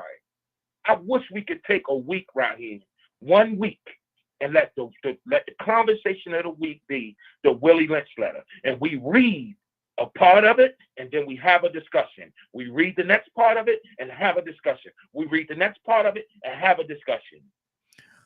What do you say to the people? Because people will then. What do you say to the people, Curtis? Understand, Curtis. What do you say to the people? What do you say to the people that that a part of their argument is that it's fabricated? It's not true.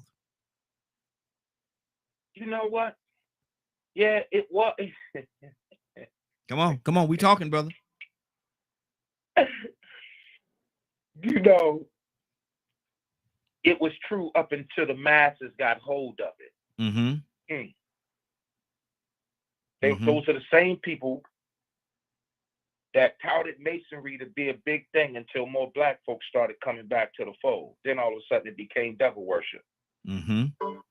Oh, that's devil worship. Oh, okay. But it was fine when it was in your care.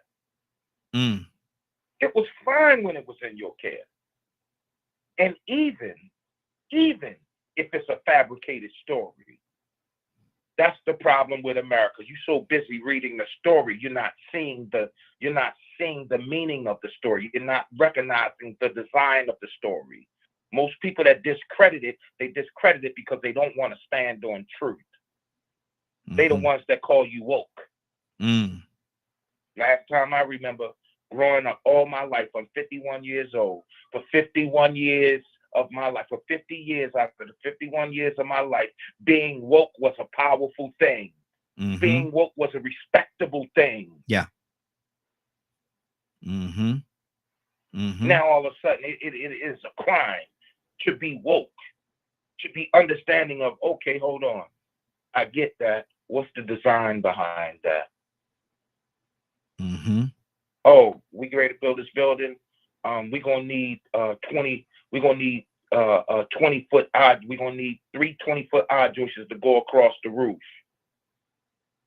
Mm-hmm. No. We can't do 6 10-foots and clamp them together because the clamps are going to get weak and it's going to cause for the roof to belt in the middle. Oh no, you're too woke. It's cheaper for us to do 10-foot. Mm-hmm. Okay.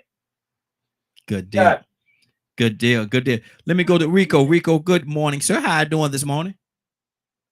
Man, I can't complain, man. Up again, go to another doctor's appointment. Goodness gracious. How everybody doing, man? I'm just happy to see another beautiful new day. Hey, good to have you. Good to have you. You been listening to us? Yeah, I've been listening for about 15, 20 minutes, something like that. Okay, talk to me. What's on your heart about what the last topic we talked about? Man, pretty much this probably going to relate to every topic. And it's going to relate to every minute, every second of your life. Mm-hmm.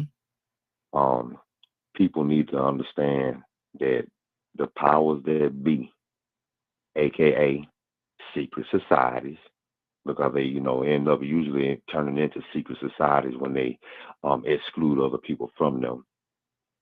Not only do they withhold knowledge and don't want the other people to know knowledge, but they understand the Universe 29 experiment. Come on. They understand the research of Sigmund Freud.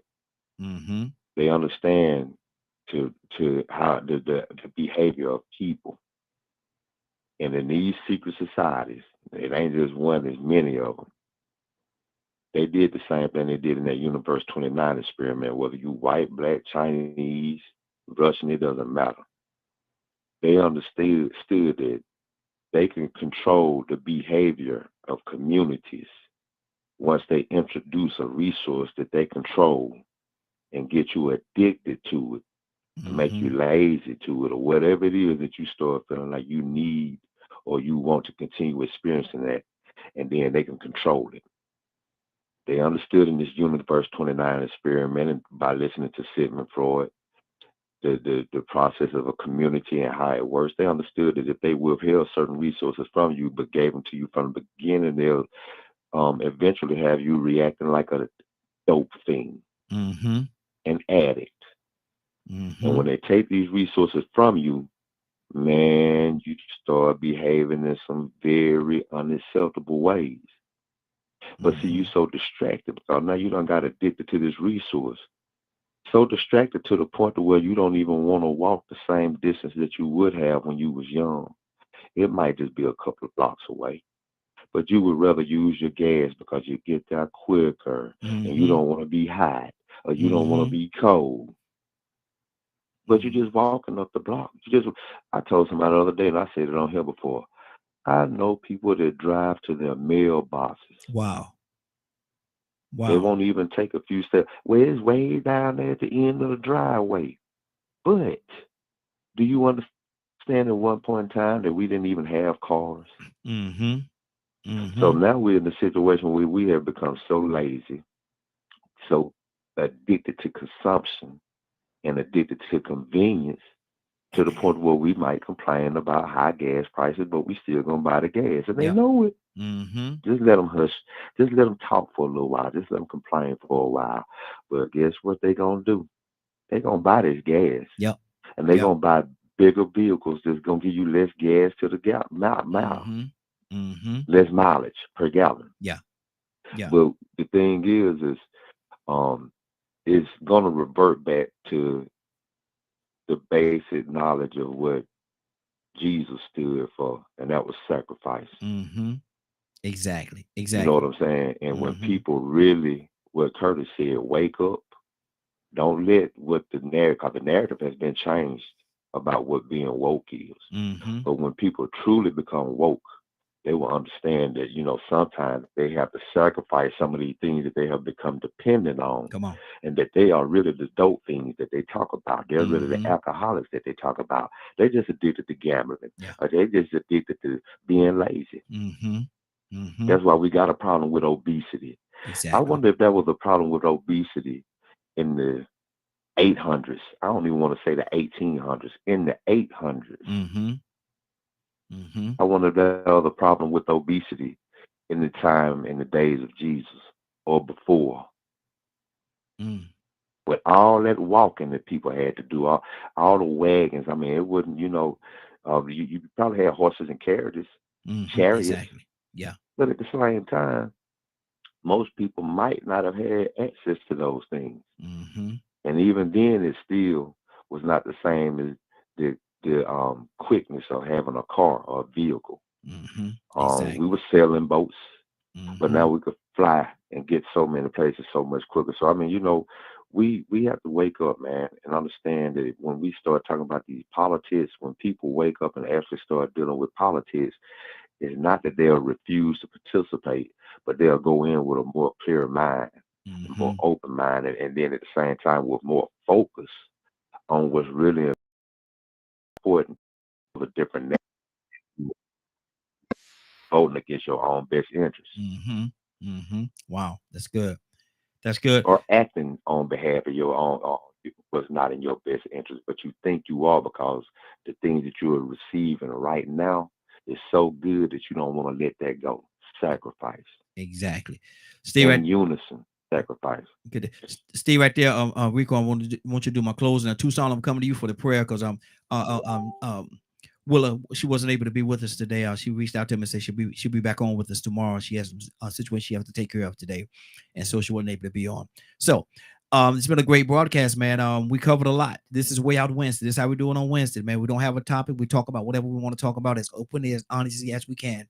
Ryan, I think you said you had something that you wanted to chime in on something real quickly. I think the moment has passed. I don't even know if Curtis is still there, but can't be saying shot bus with the helmet. You might put somebody in their feelings, bro. Yeah. Wow.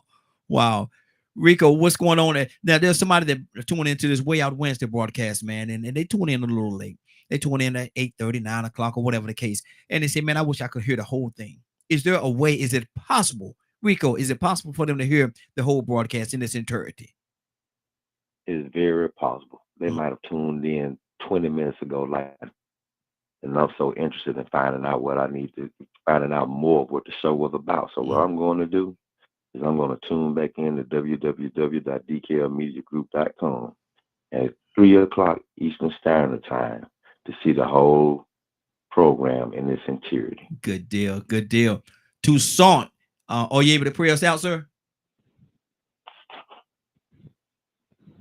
Yeah, I can. Cassandra can do a better job of it. Oh, she had to take off. You know when to be allowed. Mm-hmm. She know when to be allowed. That was good, Rico. Yes, sir. Yes, sir. That's good. That was good. I like that. All right.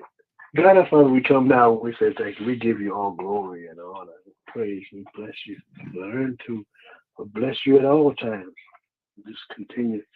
I'll pray your praise. Your praise. Thank you for having it's your praise, because sometimes our praise just don't get it.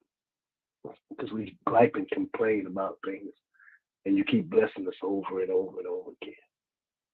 Thank you for that. Forgive us, wash us, and make us clean, righteous before your sight. Now, God, as we come and we've heard the conversation, just make us better.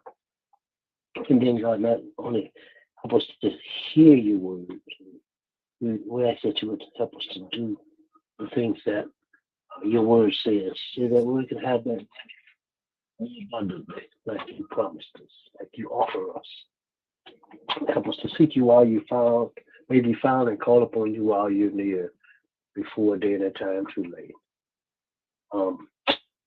We don't know how to pray as we ought to, but your spirit knows what we stand in need of. So bless us according to not my will, but let your will be done in our lives. Bless us as we go through this day. Keep us in your care. If anyone is sick among us, we ask that you would touch, heal, set free, and deliver like only you can. Pray it all in Jesus' name before His name. Amen. Amen. It's been a great broadcast, and in that prayer, I'm gonna say something. I don't know if I can do this. I don't know if it's even right to do it, but I'm gonna say this right here. Cover Rico in this process today that he's going through at the doctor. Cover him as well. Rico, you're definitely in our prayers, brother. You're definitely in our prayers, man. We're praying for you.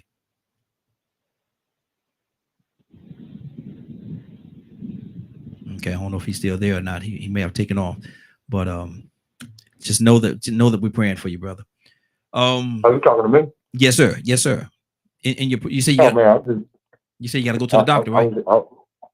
Yeah, man, but I'm just going to stay on top of things, man. Okay. I'm going through ear, nose, and throat today just to get my ears cleaned out. It's just staying on top of my health, man. Like I said, you have to all make sure that we stay on top of our health, especially the older that we get.